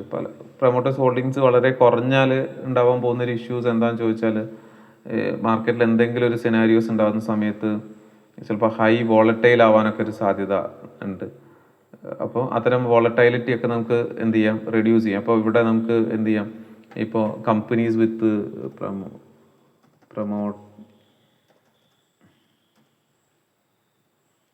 പ്രൊമോട്ടേഴ്സ് ഹോൾഡിങ്സ് നമുക്കൊരു നല്ല പെർസെൻറ്റേജ് ഉള്ള, ഒരു ഹൈ പെർസെൻറ്റേജ് ഉള്ള കമ്പനീസിനെ നമുക്ക് എന്ത് ചെയ്യാം, ചൂസ് ചെയ്യാം. ഒരു 50 അല്ലെങ്കിൽ ഒരു 61% ഉള്ള കമ്പനീസിനെ ജസ്റ്റ് നമ്മൾ ട്രൈ ചെയ്ത് നോക്കുകയാണെങ്കിൽ നമുക്ക് അങ്ങനെ റൺ ചെയ്ത് നോക്കാം. അപ്പം promoters holdings 50+ at present keep ചെയ്യുന്ന അറൗണ്ട് 200 കമ്പനീസ് ഉണ്ട്, അല്ല 2000 കമ്പനീസ് ഉണ്ട്, 2000 മോർ ദാൻ 2000 കമ്പനീസ് ഉണ്ട്. അപ്പോൾ നമുക്ക് വേണമെങ്കിൽ അതിനെ ജസ്റ്റ് ഒന്ന് കൂടെ എഡിറ്റ് ചെയ്ത് നോക്കാം. അപ്പോൾ ഇങ്ങനെ ഡിഫറെൻറ്റ് പാരാമീറ്റേഴ്സ് യൂസ് ചെയ്ത് അതിൻ്റെ പോസിറ്റീവ്നെസ്സും നെഗറ്റീവ്നെസ്സും നമ്മൾ എടുത്തിട്ട് നമ്മൾ ചെക്ക് ചെയ്യുകയാണെങ്കിൽ നമുക്ക് പ്രാക്ടിക്കലിയും അത് യൂസ്ഫുൾ ആയിരിക്കും. അതേപോലെ നമുക്ക് അത് നമ്മൾ മറന്നു പോകുന്ന ഇഷ്യൂസ് ഉണ്ടാവില്ല. ഇപ്പോൾ സിനാനൊക്കെ മാക്സിമം ഇങ്ങനത്തെ ഓൾറെഡി ഷെയലൊക്കെ ഓൾറെഡി ചെയ്യുന്നുണ്ട്. സിയാൻ എനിക്ക് തോന്നുന്നു കുറച്ചും കൂടെ ടെക്നിക്കൽ ആസ്പെക്ട്സ് ആണ് ക്രോസ് ചെക്ക് ചെയ്യാറ്. പക്ഷെ അവിടെ നമുക്ക് എന്ത് ചെയ്യാം, ഇനി അങ്ങോട്ടേക്ക് കുറച്ചൊരു ഇത്തരം ഫാക്ടേഴ്സും കൂടെ ജസ്റ്റ് ഒന്ന് ഒരു എക്സാം പോയിന്റ് ഓഫ് വ്യൂവിൽ സിയാനെ ഒന്ന് ജസ്റ്റ് ഒന്ന് നോക്കി വെക്കാം കേട്ടോ. ഓക്കെ ഞാൻ ജസ്റ്റ് ഒന്നിൻ്റെ പവർ ഓൺ ചെയ്യാം. ഓക്കെ, അപ്പോൾ നമുക്ക് എൻ്റെ ഒരു ഒപ്പീനിയൻ എന്താണെന്ന് ചോദിച്ചാൽ ഈ ഒരു സ്ക്രീനർ എന്നുള്ള വെബ്സൈറ്റും പിന്നെ കുറച്ചധികം നമ്മൾ പ്രിപ്പറേഷൻസ് മീൻസ് പ്രോബ്ലംസും കൂടെ ട്രൈ ചെയ്ത് നോക്കിക്കഴിഞ്ഞാൽ ഇത് ഭയങ്കര ഈസി ആയിട്ട് മാറും. ആ സ്ക്രീനേഴ്സ് കുറേ അധികം സ്ക്രീനേഴ്സ് നമുക്ക് അവിടെ വർക്ക് ചെയ്ത് നോക്കാൻ പറ്റും. ഓക്കെ, അതിൽ ഒരു ഫസ്റ്റ് ഒരു സെഷൻ ഫസ്റ്റ് ഓക്കെ ഒരു ഫസ്റ്റ് ഏരിയയിൽ എന്നുള്ള രീതിയിൽ നമ്മൾ ഇന്ന് പ്രോഫിറ്റബിലിറ്റി റേഷ്യോസ് ആണ് ഡിസ്കസ് ചെയ്യുന്നത്. അപ്പോൾ എന്തുകൊണ്ടാണ് പ്രോഫിറ്റബിലിറ്റി റേഷ്യോസ് ഡിസ്കസ് ചെയ്യുന്നതെന്ന് ചോദിച്ചാൽ നമ്മൾ കഴിഞ്ഞ സെഷനിൽ നമ്മൾ ഡിസ്കസ് ചെയ്തിട്ടുണ്ടായിരുന്നത് പ്രോഫിറ്റ് ആൻഡ് ലോസ് അക്കൗണ്ടാണ്. അപ്പോൾ ആ profit and loss account discuss ചെയ്ത സമയത്ത് നമ്മൾ പറഞ്ഞ കുറച്ച് കാര്യങ്ങൾ ഇവിടെ നമുക്ക് യൂസ്ഫുൾ ആയിരിക്കും. കാരണം profitability ratios purely it's based on the പ്രോഫിറ്റും ഡിഫറെൻ്റ് ആസ്പെക്ട്സും അതിലെ കമ്പാരിസൺ ആണ്. അപ്പോൾ അങ്ങനെ ഡിഫറെൻ്റ് ആസ്പെക്ട്സിൽ നിങ്ങൾ സാറ്റിസ്ഫൈഡ് ആണെങ്കിൽ നിങ്ങൾക്ക് അത്തരം കമ്പനീസിനെ എന്ത് ചെയ്യാം, ചൂസ് ചെയ്യാം എന്നുള്ളതാണ്. ഇപ്പോൾ എൻഡ് പ്രോഫിറ്റ് മാത്രം നോക്കിയിട്ട് നമ്മൾ കമ്പനീനെ ഫിക്സ് ചെയ്യുമ്പോൾ കുറേ പ്രശ്നങ്ങളുണ്ടാവും. ആ പ്രശ്നങ്ങൾ പറയാം ഇനി. അപ്പോൾ നമ്മൾ എന്ത് ചെയ്യുന്നു, ഡിഫറെൻറ്റ് ലെവലിലുള്ള പ്രോഫിറ്റ് നോക്കിയിട്ട് ആ കമ്പനീനെ നമ്മൾ ചൂസ് ചെയ്യുന്നത് എപ്പോഴും നല്ലതാണ്. കാരണം എൻഡ് പ്രോഫിറ്റ് മാത്രം നോക്കുന്ന സമയത്തുള്ള പ്രശ്നം പല കമ്പനീസ്ക്കും ഓപ്പറേഷൻ പ്രോഫിറ്റ് കുറവായിരിക്കും. പക്ഷേ പല സമയങ്ങളിൽ അവർക്ക് എന്തുണ്ടാവും, നോൺ ഓപ്പറേറ്റിംഗ് പ്രോഫിറ്റ്സ് ഉണ്ടാവും. എറ്റേണൽ അങ്ങനെയാണ് പലപ്പോഴും ചെയ്യാറ്. അവർക്ക് ഇപ്പം ഓപ്പറേറ്റിംഗ് പ്രോഫിറ്റ് കൂടി തുടങ്ങി. നേരത്തെയൊക്കെ അവർക്ക് നോൺ ഓപ്പറേറ്റിംഗ് പ്രോഫിറ്റ്സ് ആയിരുന്നു. അവർ ജസ്റ്റ് ലോസിലല്ല, അല്ലെങ്കിൽ ജസ്റ്റ് അവരുടെ ലോസിൻ്റെ ഒരു മാഗ്നിറ്റ്യൂഡൊക്കെ കുറയ്ക്കാൻ അവർ പലപ്പോഴും യൂസ് ചെയ്തിട്ടുണ്ടായിരുന്നു. അപ്പോൾ നമുക്ക് അതത്ര എന്തല്ല ഒരു ഫേവറബിൾ ആയിട്ടുള്ളൊരു കണ്ടീഷൻ അല്ല. പക്ഷേ ഒരു ഇവൻ അത് നല്ലതല്ല എന്നുള്ളതല്ല, പക്ഷെ ഒരു ലോങ് ടേമിൽ കമ്പനീസ് എപ്പോഴും ഓപ്പറേഷൻസ് അവരുടെ മെയിൻ ഓപ്പറേഷൻസ് പ്രോഫിറ്റബിൾ ആവുന്നതാണ് എപ്പോഴും നല്ലത്. പിന്നെ അതേപോലെ തന്നെയാണ് എറ്റേണലിനെ വീണ്ടും റീചെക്ക് ചെയ്യുന്ന സമയത്ത് ഒരു അറൗണ്ട് ഒരു 60-65% of revenues are come from the Blinkit ആണ്. പക്ഷെ അവരുടെ മേജർ ബിസിനസ് എന്നുള്ളത് സൊമാറ്റോ ആണ് താനും. സൊമാറ്റോ അറൗണ്ട് ഒരു 30-35% ആണ് റവന്യൂ കോൺട്രിബ്യൂട്ട് ചെയ്യുന്നത്. പ്രോഫിറ്റ് അല്ല, റവന്യൂ കോൺട്രിബ്യൂട്ട് ചെയ്യുന്നത്. പക്ഷെ അപ്പോൾ അത് ചിലപ്പോൾ അത്തരം ഒരു കമ്പനീസിന് അത് വലിയ പ്രശ്നം ഉണ്ടാക്കില്ല. കാരണം ചിലപ്പോൾ ബ്ലിങ്കിറ്റ് സൊമാറ്റോനെ മേലെ കയറി വരാനുള്ളൊരു സാധ്യതയുണ്ട്. കാരണം അതും രണ്ടും വന്നു കഴിഞ്ഞാലും അവർക്ക് പ്രശ്നമില്ല. പക്ഷേ മറ്റ് കമ്പനീസിലൊക്കെ നമ്മൾ അവരുടെ മെയിൻ കോഴ്സ് ഓഫ് ബിസിനസ് ാണോ കൂടുതൽ പ്രോഫിറ്റബിലിറ്റി, അതല്ല സെക്കൻഡറി ബിസിനസ്സിനാണോ, ഇനി അത് സ്ഥിരമായിട്ട് പ്രോഫിറ്റബിലിറ്റി ഉണ്ടോ ഇല്ലയോ എന്നുള്ളതൊക്കെ നമുക്ക് ചെക്ക് ചെയ്യാന്നുള്ളത് പ്രധാനപ്പെട്ടതാണ്. ഡിസിഷൻ മേക്കിങ്ങിനും പ്രധാനപ്പെട്ട. പിന്നെ ഇത് ഓൾറെഡി നിങ്ങൾക്ക് അറിയാവുന്ന പോയിന്റ്സ് തന്നെയാണ് നമ്മൾ പറയും. പിന്നെ ഇവിടുത്തെ ഒരു വാലിഡേഷൻ പോയിന്റ്സ് എന്നുള്ളത്, അല്ലെങ്കിൽ ഒരു ജഡ്ജ്മെന്റ് ഇന്റർപ്രിട്ടേഷൻ പോയിന്റ്സ് എന്നുള്ളത് നമുക്കൊരു ഹയർ ആയിട്ടുള്ള പ്രോഫിറ്റബിലിറ്റി റേഷ്യോസ് ആണ് ഉണ്ടാവുന്നതെങ്കിൽ ഈ പ്രോഫിറ്റബിലിറ്റി റേഷ്യോസിൽ നമ്മൾ കമ്പയർ ചെയ്യാൻ എടുക്കുന്ന ഫാക്ടേഴ്സ് നമ്മുടെ പ്രോഫിറ്റും സെയിൽസും കമ്പയർ ചെയ്യുന്നുണ്ട്. പിന്നെ ജസ്റ്റ് ഡിഫറെൻ്റ് ആയിട്ടുള്ള റിട്ടേൺ റേഷ്യോസ് നമ്മൾ എടുക്കുന്നുണ്ട് ഇവിടെ. അപ്പം ആ പ്രോഫിറ്റബിലിറ്റി ഇൻക്രീസ് ചെയ്യുന്നതാണ് എപ്പോഴും നല്ലത് എന്നുള്ളതാണ്. അപ്പോൾ എങ്ങനെ ഇൻക്രീസ് ചെയ്യുകയാണെങ്കിൽ ദ ഹയർ പ്രോഫിറ്റബിലിറ്റീസ് ആണ് ഉണ്ടാകുന്നതെങ്കിൽ അത് ഫേമിൻ്റെ എഫിഷ്യൻസി ഇൻക്രീസ്ഡ് ആയിരിക്കും, വെൽ എഫിഷ്യൻ്റ് ആയിരിക്കും, ബെറ്റർ പ്രൈസിങ് ആയിരിക്കും, സ്ട്രോങ് കോസ്റ്റ് കൺട്രോൾ എക്സിക്യൂട്ട് ചെയ്തിട്ടുണ്ടാവും. പിന്നെ അത്തരം ഫേമിന് ഒരു കോമ്പറ്റേറ്റീവ് അഡ്വാൻറ്റേജസും മാർക്കറ്റിൽ ഉണ്ടാവും എന്നുള്ളതാണ്. ഓക്കെ, ദെൻ ഇനി ജസ്റ്റ് നോക്കുകയാണ് ഏതൊക്കെയാണ് major type of profitability ratios. ഇത് നമ്മൾ ടെക്സ്റ്റ് ബുക്സിൽ കൂടുതൽ ഇമ്പോർട്ടൻസ് കൊടുത്തിട്ടുള്ള റേഷ്യോസാണ് നമ്മൾ ഇവിടെ എടുത്തത്. നെക്സ്റ്റ് ഇതല്ലാത്ത കുറച്ച് റേഷ്യോസും കൂടെ ഉണ്ട്, അത് ഇതിന് ശേഷം എന്ത് ചെയ്യാം, നമുക്ക് നെക്സ്റ്റ് സെഷനിൽ അതും ഡിസ്കസ് ചെയ്യാം. പക്ഷെ ഇവിടെ നമ്മൾ കൂടുതൽ ഇത് നമ്മളെ ടെക്സ്റ്റ് ബുക്സ് ബേസ് ചെയ്തിട്ടുള്ള ടെക്സ്റ്റ് ബുക്സിൽ കൂടുതൽ ഇമ്പോർട്ടൻസ് കൊടുത്തിട്ടുണ്ടായിരുന്നത് എബിറ്റ മാർജിൻ, അതേപോലെ EBIT margin, that means operating profit ratio, or profit after tax margin ratios, net profit margin റേഷ്യോസിനൊക്കെയാണ് കൂടുതൽ ഇമ്പോർട്ടൻസ് കൊടുത്തിട്ടുള്ളത്. അപ്പോൾ ഇതെങ്ങനെയാണ് ജസ്റ്റ് പ്രിപ്പയർ ചെയ്യുക എന്നുള്ളത് ജസ്റ്റ് നമുക്കൊന്ന് നോക്കി വയ്ക്കാം. പിന്നെ അതിൻ്റെ ഒരു ഇൻ്റർപ്രിട്ടേഷൻസ് എന്താണ്. അപ്പോൾ ഇങ്ങനെ നിങ്ങൾക്ക് ഒരു എബിറ്റ മാർജിൻ തന്നു, അല്ലെങ്കിൽ നെറ്റ് പ്രോഫിറ്റ് മാർജിൻ തന്നു. ആ നെറ്റ് പ്രോഫിറ്റ് മാർജിൻ വന്നു കഴിഞ്ഞാൽ ആ ഒരു കേസിലുള്ള ഒരു ഇൻ്റർപ്രിട്ടേഷൻസ് എന്താണെന്നും കൂടെ ജസ്റ്റ് നമുക്ക് എന്ത് ചെയ്യാം, ഒന്ന് നോക്കി വയ്ക്കാം. ഓക്കെ, ദെൻ ഫസ്റ്റ് വന്ന് ജസ്റ്റ് ഒന്ന് നോട്ട് ചെയ്ത് വെച്ചേക്കണേ. നമുക്ക് കുറച്ച് പ്രോബ്ലംസ് ഒക്കെ പ്രോഫിറ്റ് ആൻഡ് ലോസ് അക്കൗണ്ടൊക്കെ എടുത്ത് ജസ്റ്റ് ട്രൈ ചെയ്ത് നോക്കുകയാണെങ്കിൽ ഇത് നല്ലതാണ്. പ്രോബ്ലം ചോദിക്കാൻ സാധ്യതയുള്ള ഒരു ഏരിയയാണ്. പക്ഷെ അപ്പോൾ പെട്ടെന്ന് നമുക്ക് എബിറ്റ മാർജിൻ നമുക്ക് കാൽക്കുലേറ്റ് ചെയ്യാൻ സാധ്യതയുള്ള ഒരു ഏരിയയാണ്. അപ്പോൾ അത് ഫസ്റ്റ് ഇക്വേഷൻ, എബിറ്റ മാർജിൻ എന്നുള്ളത് ഒരു ഫേമിൻ്റെ ഒരു ഓപ്പറേറ്റിംഗ് എഫിഷ്യൻസി നമുക്ക് കൺസിഡർ ചെയ്യാനോ അല്ലെങ്കിൽ ഓപ്പറേഷൻ എഫിഷ്യൻസി ഐഡൻറ്റിഫൈ ചെയ്യാനോ ഉള്ളൊരു സിറ്റുവേഷനാണ്. ഇനി ഈ ഈ എബിറ്റ മാർജിൻ്റെ സെനാരിയോസ് എടുക്കുകയാണെങ്കിൽ ടോട്ടൽ സെയിൽസ് നിന്ന് അല്ലെങ്കിൽ നെറ്റ് സെയിൽസ് നിന്ന് എല്ലാ എക്സ്പെൻസും ഡിഡക്റ്റ് ചെയ്തതിന് ശേഷമുള്ള മാർജിനാണ്, അല്ലെങ്കിൽ ഡിഡക്റ്റ് ചെയ്തതിന് ശേഷമുള്ള എമൗണ്ട് ആണ് എബിറ്റ. അതിൽ എന്തൊക്കെ ഡിഡക്റ്റ് ചെയ്യൂല എന്ന് ചോദിച്ചാൽ ഇൻട്രസ്റ്റ്, ടാക്സ്, ഡിപ്രിസിയേഷൻ, അതേപോലെ അമോർട്ടൈസേഷൻ. ഈ എക്സ്പെൻസസ് അല്ലാത്ത മറ്റ് എല്ലാ എക്സ്പെൻസസും ഡിഡക്റ്റ്, അതായത് ഡയറക്റ്റ് എക്സ്പെൻസസും ഇൻഡയറക്റ്റ് എക്സ്പെൻസസും ഡിഡക്റ്റ് ചെയ്തതിന് ശേഷം നമുക്ക് ലഭിക്കുന്ന വാല്യൂവിനാണ് എബിറ്റ എന്ന് പറയാം. അപ്പോൾ ഇനി ഒരു എക്സാമ്പിൾ എടുക്കുകയാണെങ്കിൽ, സിംപ്ലി എടുക്കുകയാണെങ്കിൽ പറയാം, ഒരു ഓപ്പറേഷൻസിന് വേണ്ട എല്ലാ എമൗണ്ട്സും നമ്മൾ അവിടെ നിന്ന് എന്ത് ചെയ്തിട്ടുണ്ട്, ട്രീറ്റ് ചെയ്തിട്ടുണ്ട്. ഇപ്പോൾ ഒരു ഓപ്പറേറ്റിംഗ് പ്രോഫിറ്റ് പോലെയാണ് വരുന്നത്. നമുക്കൊരു ഫേമിൻ്റെ ഒരു ഓപ്പറേറ്റിംഗ് പ്രോഫിറ്റ് എങ്ങനെയുണ്ട്, ആ ഓപ്പറേഷൻ എഫിഷ്യൻസി നമുക്ക് മെഷർ ചെയ്യാൻ ഈ എബിറ്റ മാർജിൻ യൂസ് ചെയ്യാൻ പറ്റും. ഒരു ഫേം ഓപ്പറേഷൻ സൈഡിൽ നമുക്ക് പോസിറ്റീവായുള്ള ഒരു റിസൾട്ട് തരുന്നുണ്ടോ ഇല്ലയോ എന്നുള്ളത് നോക്കാൻ ഈ എബിറ്റ മാർജിൻ നമുക്ക് യൂസ്ഫുൾ ആണ്. ഓക്കെ, അപ്പോൾ എബിറ്റ മാർജിൻ കാൽക്കുലേറ്റ് ചെയ്യാനുള്ള ഒരു ഇക്വേഷൻസ് എന്താണെന്ന് ചോദിച്ചാൽ EBITDA margin is equal to EBITDA divided by net sales ആണ്. നെറ്റ് സെയിൽസ് എന്നുള്ളത് total sales minus sales returns ആണ്. ഇനി നോർമലി എബിറ്റ മാർജിൻ നമ്മൾ കാൽക്കുലേറ്റ് ചെയ്തല്ലോ, റവന്യൂ നെറ്റ് അല്ലെങ്കിൽ net sales minus all direct and indirect expenses ആണ്. Okay, അപ്പോൾ ഇത്രയും ഈ ജസ്റ്റ് ഇതൊന്ന് ഓർത്ത് വെക്കാം. നെക്സ്റ്റ് ചാപ്റ്റർ ഈ സെഷൻസിൽ നമ്മൾ ഈ റിലേറ്റഡ് ആയിട്ടുള്ള പ്രോബ്ലംസ് ആണ് നമ്മൾ ട്രൈ ചെയ്യാൻ ഉദ്ദേശിക്കുന്നത് കൂടുതൽ. ദെൻ ഇനി ഒരു ഇൻ്റർപ്രിട്ടേഷൻ സൈഡ് വരുവാണെങ്കിൽ, ഇൻ്റർപ്രിട്ടേഷൻസിൽ ജസ്റ്റ് എപ്പോഴും നമുക്കറിയാം ഹയർ ആയിട്ടുള്ളൊരു എബിറ്റ തന്നെയാണ് എപ്പോഴും അഡ്വാൻറ്റേജ് ഉണ്ടാക്കുക. അപ്പോൾ ഒരു ഹയർ എബിറ്റ ഉണ്ടാകുന്ന സമയത്ത് ഓട്ടോമാറ്റിക്കലി നമ്മുടെ പ്രോഫിറ്റബിലിറ്റി അല്ലെങ്കിൽ ഓപ്പറേഷണൽ എഫിഷ്യൻസി ഹൈ ആയിരിക്കും. പിന്നെ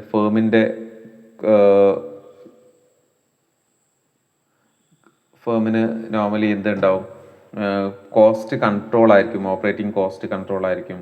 പിന്നെ അതിൻ്റെ കോർ ബിസിനസ് ഏറ്റവും പ്രധാനപ്പെട്ട ഒരു ഏരിയ എന്നുള്ളത് ഒരു കമ്പനി വിത്ത് ഗുഡ് എബിറ്റ, അറൗണ്ട് ഒരു 20-25-30% ഒരു എബിറ്റ ഉള്ളൊരു ഫേം, അവരുടെ നെക്സ്റ്റ് കേസിലുള്ള അമൗണ്ട് മീൻസ് ഡിപ്രിസിയേഷൻ ഒരു പ്രധാനപ്പെട്ടതാണ്. ഹൈ ഡിപ്രിസിയേഷൻസ് ഇല്ലാത്ത സെനാരിയോയിൽ ഒരു 30% ഒക്കെ എബിറ്റ ഉള്ള ഒരു ഫേം എന്നുള്ളത് നമുക്ക് കൺസിഡറബിൾ ആണ്, ഗുഡാണ്. കാരണം ഓപ്പറേഷൻ സൈഡിൽ നിന്ന് നല്ല പ്രോഫിറ്റ് ഉണ്ട്, അല്ലെങ്കിൽ ഒരു 30% അവർക്ക് എബിറ്റ മാർജിൻ കീപ്പ് ചെയ്യാൻ പറ്റുന്നുണ്ട് എന്നുള്ളത് ഒരു ഗുഡ് സൈൻ ആണ്. അപ്പം നോൺ ഓപ്പറേറ്റിംഗ് ഇൻകംസ് കൂടുതലുള്ള ഫണ്ട് എടുക്കണോ അല്ലെങ്കിൽ എബിറ്റ കൂടുതലുള്ളത് എടുക്കണോ എന്ന് ചോദിച്ചാൽ ഞാൻ എപ്പോഴും ഗോ വിത്ത് ദ ഹയർ എബിറ്റയാണ്. കാരണം അത് ഒരു വർഷത്തെ അല്ല നോക്കേണ്ടത്, ഡിഫറെൻറ്റ് ഇയേഴ്സിലെ നമുക്കത് സ്ക്രീനേഴ്സ് വെച്ചിട്ട് നെക്സ്റ്റ് ക്ലാസ്സിലൊക്കെ നമുക്ക് സ്ക്രീനേഴ്സ് വെച്ചിട്ട് തന്നെ ട്രൈ ചെയ്യാം. അപ്പോൾ എബിറ്റ മാർജിൻ ഒരു ഇമ്പോർട്ടൻ്റ് ആണ്. സ്ട്രോങ് ആയുള്ള എബിറ്റ മാർജിൻസ് ഉള്ള കമ്പനീസിനെ നമ്മൾ ചൂസ് ചെയ്യാൻ ശ്രമിക്കുക. അപ്പോൾ നോർമലി നമ്മൾ പറഞ്ഞല്ലോ. പിന്നെ ഇനി അവിടെ നമുക്ക് കൺസിഡർ ചെയ്യേണ്ട മറ്റ് കുറച്ച് കാര്യങ്ങൾ, ടാക്സേഷൻസ് റേറ്റ് ഇമ്പോർട്ടൻ്റ് ആണ്, പിന്നെ ഫിനാൻസിങ് ഡിസിഷൻസ് ഇമ്പോർട്ടൻ്റ് ആണ്, പിന്നെ അതേപോലെ ഇതൊന്നും ഡിപ്രീസിയേഷൻ പോളിസീസ്, ഈ 3 കാര്യങ്ങളും എബിറ്റയിലേക്ക് വന്നിട്ടില്ല. കാരണം ആ വാല്യൂസ് ഡിഡക്റ്റ് ചെയ്തതിന് ശേഷം ആ വാല്യൂസ് കൺസിഡർ ചെയ്യാതെയാണ് എബിറ്റ മാർജിൻ കാൽക്കുലേറ്റ് ചെയ്യുന്നത്, നമുക്കറിയാം. അപ്പോൾ ഈ ഒരു ഫാക്ടേഴ്സും കൂടെ നോക്കിയതിന് ശേഷം മാത്രമാണ് ഒരു കമ്പനി നല്ല കമ്പനിയാണോ അല്ലെങ്കിൽ ഭയങ്കര നല്ല പ്രോഫിറ്റബിൾ ആയുള്ള കമ്പനിയാണോ എന്ന് പറയാൻ പറ്റും. പക്ഷേ എന്നാൽ ഒരു പ്രൈമറി ലെവലിൽ നോക്കുന്ന സമയത്ത് ഒരു ഫേം ഇയർ ഓൺ ഇയർ നല്ല എബിറ്റ മാർജിൻ കീപ്പ് ചെയ്യുന്നുണ്ട്, അത് അല്പം പ്രോഗ്രസീവ് ആയിട്ട് കീപ്പ് ചെയ്യാൻ പറ്റുന്നുണ്ടെങ്കിൽ, ഈവൻ ഒരു 1% എങ്കിലും ഇൻക്രീസ് ചെയ്ത് പോകുന്നുണ്ട്. 1% ഇൻക്രീസ് ചെയ്യുക എന്ന് പറയുമ്പോൾ തന്നെ പ്രോഫിറ്റ് ഗ്രോത്ത് എന്നുള്ളത് ഒരു 10% ഗ്രോത്ത് നമുക്ക് കിട്ടും. അപ്പോൾ അത് കീപ്പ് ചെയ്യാൻ പറ്റുന്നുണ്ടെങ്കിൽ ദാറ്റ്സ് എ ഗുഡ്. അല്ലെങ്കിൽ ഒരു 2-3-4% ഒക്കെ ഇയർ ഓൺ ഇയർ ഇൻക്രീസ് കിട്ടുന്നുണ്ടെങ്കിൽ അതൊരു നല്ല ഗുഡ് സൈൻ ആണെന്നുള്ളതാണ്. അപ്പോൾ ഒരു ഓപ്പറേഷണൽ എഫിഷ്യൻസി നമുക്ക് മെഷർ ചെയ്യാൻ യൂസ് ചെയ്യുന്ന ഏറ്റവും ഇമ്പോർട്ടൻ്റ് ആയിട്ടുള്ളൊരു റേഷ്യോയാണ് എബിറ്റ മാർജിൻ. അപ്പോൾ എബിറ്റ മാർജിൻ്റെ കാൽക്കുലേഷൻ ജസ്റ്റ് ഓർത്ത് വയ്ക്കുക. നമ്മൾ കാൽക്കുലേഷൻ സൈഡിലേക്ക് പോകും. കാരണം ഞാനിത് ഈ റേഷ്യോസ് പറഞ്ഞതിന് ശേഷം നമുക്ക് നെക്സ്റ്റ് സെഷനിൽ നമുക്ക് എന്ത് ചെയ്യാം, കുറച്ചും കൂടെ സിമ്പിൾ റേഷ്യോസ് ആദ്യം പറഞ്ഞിട്ട് ഇതിലേക്ക് വരാമെന്നുള്ളതാണ്. അപ്പോൾ അവിടെ നമുക്ക് കുറച്ചും കൂടെ പ്രോബ്ലംസ് ഒക്കെ 1 by 1 പ്രോബ്ലംസ് ട്രൈ ചെയ്തിട്ട് നമുക്ക് ഈ ഏരിയയിലേക്ക് ഒന്നും കൂടെ തിരിച്ചു വരികയും ചെയ്യാം. ഓക്കെ, ദെൻ നെക്സ്റ്റ് എന്നുള്ളത് എബിറ്റ മാർജിൻ പറഞ്ഞു. ദെൻ അതിനുശേഷം ഒരു ഏറ്റവും ഇമ്പോർട്ടൻ്റ് ആയിട്ടുള്ള ഒരു നെക്സ്റ്റ് വൺ ആണ് അപ്പം എൻഡ് ഓഫ് ദ ഡേ, ഇപ്പോൾ നമ്മൾ നേരത്തെ ജസ്റ്റ് ഒരു സ്ക്രീനേഴ്സ് എടുത്തു വെച്ചിട്ടുണ്ടായിരുന്നു. ഒരു കമ്പനിയുടെ ഷെയർസ് നമ്മൾ മേടിക്കാൻ പോവാണ്. ഏത് കമ്പനിയുടെ ഷെയർസും നമുക്ക് മേടിക്കാം, അല്ലെങ്കിൽ മേടിക്കണോ വേണ്ടോ എന്നൊക്കെ ഡിസൈഡ് ചെയ്യാം. അപ്പോൾ അങ്ങനെ മേടിക്കാൻ പോകുന്ന ഇപ്പോൾ ഒരു ജസ്റ്റ് ടാറ്റയുടെ തന്നെ ഒരു ടാറ്റ സ്റ്റീൽ എടുക്കാം. ഓക്കെ, ടാറ്റ സ്റ്റീൽ നമ്മൾ മേടിക്കണോ, കുറേ ഫാക്ടേഴ്സ് ഒന്നും നമ്മൾ അനലൈസ് ചെയ്യുന്നില്ല. ഫസ്റ്റ് അനലൈസ് ചെയ്യാൻ പോകുന്നത് അതിൻ്റെ പ്രോഫിറ്റബിലിറ്റിയാണ്. ഓക്കെ, അപ്പോൾ നെറ്റ് പ്രോഫിറ്റ് എന്താണെന്ന് നോക്കിയിട്ടാണ് നമ്മൾ ഡിസൈഡ് ചെയ്തതെന്ന് വിചാരിക്കാം. ഇപ്പോൾ ഇവിടെ നോക്കുന്ന സമയത്ത് 2015 ഒരു 4000 നെറ്റ് ലോസ് ആയിരുന്നു, 2016 അതൊരു 500 നെറ്റ് ലോസ് ആയിരുന്നു, 2017 ജസ്റ്റ് അറൗണ്ട് വീണ്ടും ലോസ് ആയിരുന്നു, ഒരു 4000 ലോസ് ആയിരുന്നു. ദെൻ പിന്നീട് 18, 19, 20 മീൻസ് 21, 22 ഒക്കെ തന്നെ പ്രോഫിറ്റബിലിറ്റി ഇൻക്രീസ് ചെയ്തു, ഭയങ്കരമായിട്ട് തന്നെ ഇൻക്രീസ് ചെയ്തു. അപ്പോൾ അങ്ങനെ നല്ല രീതിയിൽ തന്നെ ഇൻക്രീസ് ചെയ്തു. പിന്നെ അതിൽ 24 കുറച്ച് മോശമായിട്ട് പെർഫോം ചെയ്തത്. ഇപ്പോഴും എന്ത് ചെയ്യുന്നുണ്ട്, പ്രോഫിറ്റ് ഇൻക്രീസ് ചെയ്യുന്നുണ്ട്. പക്ഷേ ഇതിൽ ഒരു വർഷം മാത്രം ഒരു 22 എന്ത് ചെയ്തിട്ടുണ്ട്, ഒരു ഭീകരമായിട്ട് പ്രോഫിറ്റ് ഇൻക്രീസ് ചെയ്തിട്ടുണ്ട്. അപ്പം ഇങ്ങനെ നോക്കുന്ന സമയത്ത് കൺസിസ്റ്റൻസിയിൽ കുറച്ചൊരു ഇഷ്യൂസ് ഉണ്ട്, കുറച്ച് വേരിയേഷൻസ് ഉണ്ടാകുന്നുണ്ട് പ്രോഫിറ്റിൽ. എന്നാൽ പോലും ഈ ഫേമിന് ലാസ്റ്റ് ഒരു 5 years നമുക്ക് നോക്കുമ്പോൾ പ്രോഫിറ്റബിൾ തന്നെയാണ്. അപ്പോൾ ആ പ്രോഫിറ്റബിലിറ്റി ഫാക്ടേഴ്സ് മാത്രം നോക്കിയിട്ട് വേണമെങ്കിൽ നമുക്കിവിടെ എന്ത് ചെയ്യാം, ഇൻവെസ്റ്റ് ചെയ്യാം. അത് പ്രോഫിറ്റബിലിറ്റി മാത്രം നോക്കിയിട്ടാണ്. പക്ഷേ ഈ വേരിയേഷൻസ് നമ്മളൊരു നെക്സ്റ്റ് കൺസേൺ ആണ്. ഈ ഷെയർസ് ചൂസ് ചെയ്യുന്നതിന് മുൻപേ എന്തുകൊണ്ടാണ് ഈ വേരിയേഷൻസ് ഉണ്ടായത് എന്നുള്ളതിനെക്കുറിച്ച് നമ്മൾ ഡീറ്റെയിൽ ആയിട്ട് ജസ്റ്റ് നോക്കുന്നത് എപ്പോഴും നല്ലതാണ്. ഇപ്പോൾ ലാസ്റ്റ് ഫിഗേഴ്സ് ഒക്കെ കാണുമ്പോൾ ഇങ്ങനെ കയറി പോകുന്നത് ഓക്കെയാണ്. പക്ഷെ അതിനിടയിൽ 22 വന്നിട്ടുള്ള ഈ 41,000 എന്തുകൊണ്ടാണെന്നുള്ളത് നമ്മൾ നോക്കേണ്ടതുണ്ട്. അത് ആ വർഷം സെയിൽസ് ഗ്രോ ചെയ്തിട്ടുണ്ട്. അത് സെയിം കേസിൽ എക്സ്പെൻസസ് കുറവുമാണ്. സെയിൽസ് വോളിയം തന്നെയാണ് വന്നത്. പക്ഷെ എന്നാലും ആ സെയിൽസ് അങ്ങനെ ഒരു അത്രയും ഡ്രാസ്റ്റിക്കായി ചേഞ്ച് ചെയ്യാൻ എന്തെങ്കിലും സ്പെസിഫിക് റീസൺസ് ഉണ്ടോ എന്ന് നമുക്ക് നോക്കാം. പിന്നെ അതിന് ശേഷം ഫോളോ അപ്പ് ഇയറിലും എന്ത് ചെയ്തിട്ടുണ്ട്, സെയിൽസ് ഓൾമോസ്റ്റ് ആ സെയിം ലെവലിൽ തന്നെ കീപ്പ് ചെയ്തിട്ടുണ്ട്. പക്ഷേ എക്സ്പെൻസസ് അല്പം കൂടെ ഇൻക്രീസ് ചെയ്തു, മെറ്റീരിയൽ കോസ്റ്റ് ഇൻക്രീസ് ചെയ്തുകൊണ്ടായിരിക്കും പ്രോഫിറ്റ് കുറച്ച് കുറഞ്ഞിട്ടുണ്ട്. ദെൻ കമ്മിങ് ഇയേഴ്സിലൊക്കെ തന്നെ അറൗണ്ട് സെയിൽസ് ആ ഒരു റേഞ്ചിൽ തന്നെ ആണുള്ളത്. സെയിൽസ് ഗ്രോത്ത് കുറവാണ്, എക്സ്പെൻസസും ആ ഒരു റേഞ്ചിൽ തന്നെ എക്സ്പെൻസസ് ഉണ്ട്. അതുകൊണ്ടാണ് പ്രോഫിറ്റബിലിറ്റീനെ അത് വീണ്ടും എന്ത് ചെയ്യുന്നത്, എഫക്റ്റ് ചെയ്യുന്നത് എന്നുള്ളതാണ്. അപ്പോൾ ആ ഒരു ഫാക്ടേഴ്സൊക്കെ നമുക്ക് എന്ത് ചെയ്യാം, ഇതേപോലെ ജസ്റ്റ് ഒന്നുകൂടെ നിങ്ങൾക്ക് റീചെക്ക് ചെയ്യാൻ പറ്റും. ആ അതൊന്ന് ജസ്റ്റ് ഒന്ന് റീചെക്ക് ചെയ്ത് കഴിഞ്ഞാൽ നമുക്ക് അവിടെ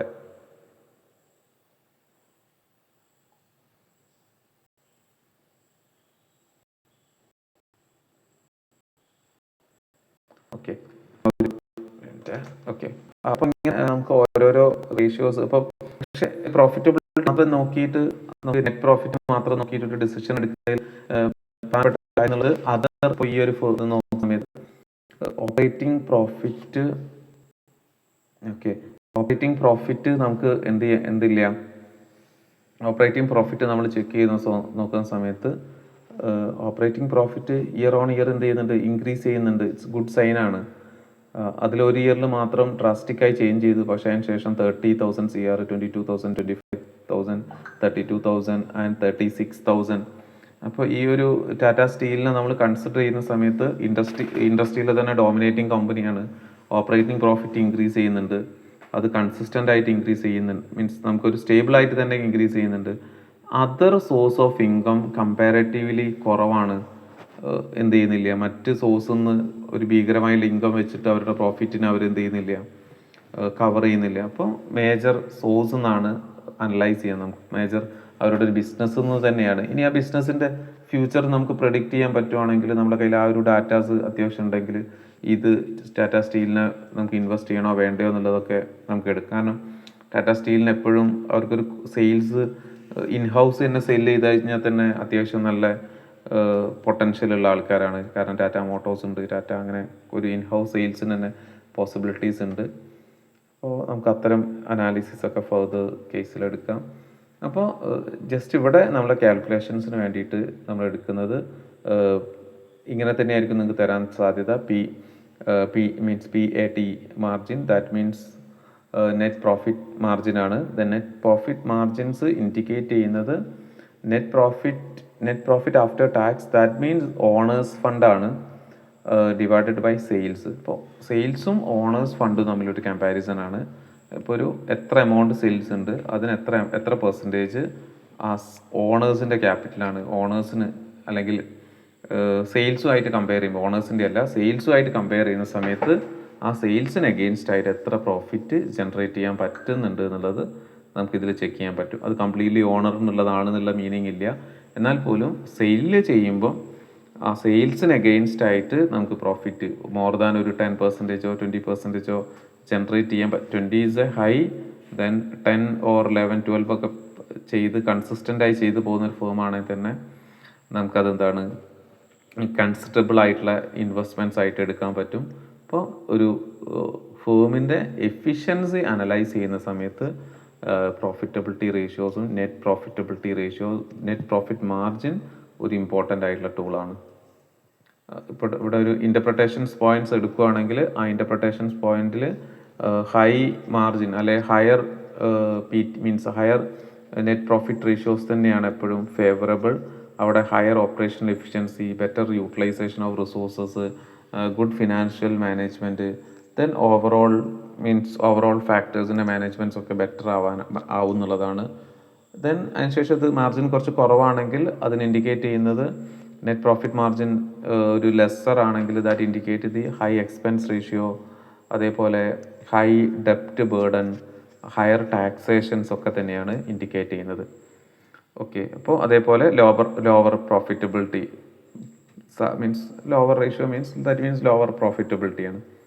അപ്പോൾ ഇത് നമുക്കൊരു ഇപ്പോൾ ഇത്തരം ഡിസിഷൻ മേക്കിംഗ് ക്വസ്റ്റ്യൻസ് നമുക്ക് ഉണ്ടാവും. അതുകൊണ്ടാണ് ഇൻ്റർപ്രിട്ടേഷൻസ് ജസ്റ്റ് നോക്കിയേക്കുക. അത് പിന്നെ നിങ്ങൾക്ക് അറിയാവുന്നത് സിമ്പിൾ ആയിട്ടുള്ള കാര്യമായിരിക്കും.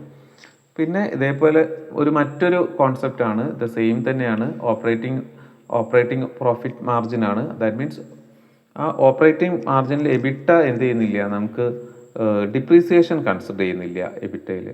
അത് ഡിപ്രീസിയേഷൻ കൺസിഡർ ചെയ്യാതെ, അമോർട്ടൈസേഷൻ കൺസിഡർ ചെയ്യാതെ, അസറ്റ്സിൻ്റെ വാല്യൂവിലെ അപ്രീസിയേഷൻ കൺസിഡർ ചെയ്യാത്ത ക്യാഷ് ഫ്ലോ ഐറ്റംസ് മാത്രം കൺസിഡർ ചെയ്തിട്ടാണ് എബിറ്റ മാർജിൻ പ്രിപ്പയർ ചെയ്യുന്നതെങ്കിൽ EBIT മാർജിൻ പ്രിപ്പയർ ചെയ്യുന്ന സമയത്ത് നമുക്ക് ആ ഒരു കൺസിഡറേഷൻ, എസ്പെഷ്യലി നമ്മൾ മാനുഫാക്ചറിങ് സെക്ടേഴ്സിലൊക്കെ അല്ലെ മിഷനറി ഇൻറ്റൻസീവ് ആയുള്ള ടെക്നോളജീസിലൊക്കെ തന്നെ ഈ ഡിപ്രീസിയേഷൻസും അമോർട്ടൈസേഷൻസും പ്രധാനപ്പെട്ടതാണ്. അപ്പോൾ ആ ഒരു ഫാക്ടേഴ്സും കൂടെയുള്ള കൺസിഡറേഷനാണ് ഇവിടെ വരുന്നത്. Operation means it's almost equal to the EBITDA margin തന്നെയാണ്. ഇനി സർവീസ് സെക്ടറിലൊക്കെ അത് ഓൾമോസ്റ്റ് സെയിമും ആയിരിക്കും. മാനുഫാക്ചറിങ് കേസസിൽ കുറച്ച് ലിറ്റിൽ ബിറ്റ് മോർ ഡിഫറെൻ്റ് ഉണ്ടാവും. Then EBITDA margins measures the profitability before interest and tax ആണ്. അപ്പോൾ ഇനി ഇതിൽ നിന്ന് ട്രീറ്റ് ചെയ്യാനുള്ളത് ഇൻട്രസ്റ്റ് ആൻഡ് ടാക്സ് ആണ്. ആ ഇൻട്രസ്റ്റ് ആൻഡ് ടാക്സും കൂടെ ട്രീറ്റ് ചെയ്ത് കഴിഞ്ഞാൽ നമുക്ക് നെറ്റ് പ്രോഫിറ്റ് കിട്ടും. അപ്പോൾ ആ ഒരു ഫാക്ടർ മാത്രം ട്രീറ്റ് ചെയ്ത് ബാക്കിയുള്ള എല്ലാ എക്സ്പെൻസസും ഡയറക്റ്റ് ഇൻഡയറക്റ്റ് എക്സ്പെൻസസും ഡിപ്രീസിയേഷൻസും അമോർട്ടൈസേഷനും അപ്രീസിയേഷനും ട്രീറ്റ് ചെയ്ത് കഴിഞ്ഞാൽ നമുക്ക് കിട്ടുന്ന വാല്യൂവിനെയാണ് EBIT എന്ന് പറയുക. In simply EBIT is equal to എന്ന് പറഞ്ഞ് നമ്മൾ എഴുതുകയാണെങ്കിൽ EBIT മാർജിൻ അല്ല, ഒരു താഴെ EBIT is equal to normal net sales നിന്ന് minus direct and indirect expenses ആണ്. അപ്പോൾ അതിന് പകരം നമുക്ക് നേരത്തെ നമ്മൾ കൺസിഡർ ചെയ്തിട്ടുണ്ടായിരുന്ന നേരത്തെ നമുക്ക് ലഭിച്ചിട്ടുണ്ടായിരുന്നു EBIT. അപ്പം ഓൾ എക്സ്പെൻസസ് ആണ്. ഓൾ എക്സ്പെൻസസിൽ നമ്മൾ നേരത്തെ പറഞ്ഞുള്ള expenses direct and indirect expenses less ചെയ്യുന്നു. ദെൻ ലെസ് ഡിപ്രീസിയേഷൻ ആൻഡ് അമോർട്ടൈസേഷൻസ് ആണ്. ഡിപ്രീസിയേഷൻ ആൻഡ് അമോർട്ടൈസേഷൻസ് കൂടെ ട്രീറ്റ് ചെയ്ത് കഴിഞ്ഞാൽ നമുക്ക് ലഭിക്കുന്ന റിസൾട്ട് ആയിരിക്കും EBIT. Then EBIT margin is equal to EBIT divided by sales. EBITയും സെയിൽസും തമ്മിലുള്ള ഡിപ്രീസിയേഷൻ കഴിഞ്ഞ് നമ്മുടെ കയ്യിലുള്ള ഇൻകവും സെയിൽസും തമ്മിലുള്ള കമ്പാരിസൺ. അപ്പോൾ ഒരു ഫേമിൻ്റെ ഫിക്സ്ഡ് അസറ്റ്സിന് എഗെയിൻസ്റ്റ് ആയിട്ട് ചാർജ് ചെയ്യുന്ന ഇത്തരം എക്സ്പെൻസസ്, ഇത്തരം വാല്യൂസ് ഒക്കെ നമുക്ക് നല്ല കംഫർട്ടബിൾ ആയിട്ടുള്ള ഒരു റേഞ്ച് തരുന്നുണ്ടോ, അല്ലെങ്കിൽ നമുക്കൊരു കംഫർട്ടബിലിറ്റി തരുന്നുണ്ടോ ഇല്ലയോ എന്നുള്ളതൊക്കെ ചെക്ക് ചെയ്യാൻ ഈ EBIT മാർജിന് നമ്മളെ ഹെൽപ്പ് ചെയ്യും. ഇനി ചില ഫേംസിന് ഓപ്പറേറ്റിംഗ് പ്രോഫിറ്റ് ഉണ്ടാവും, പക്ഷെ അതിന് ശേഷം EBITDA മാർജിൻ ഉണ്ടാവും, പക്ഷെ അതിന് ശേഷം ഈ ഡിപ്രീസിയേഷൻ ട്രീറ്റ് ചെയ്യുന്ന സമയത്ത് ഹ്യൂജ് വാല്യൂ ഡിപ്രീസിയേഷനിൽ പോവും.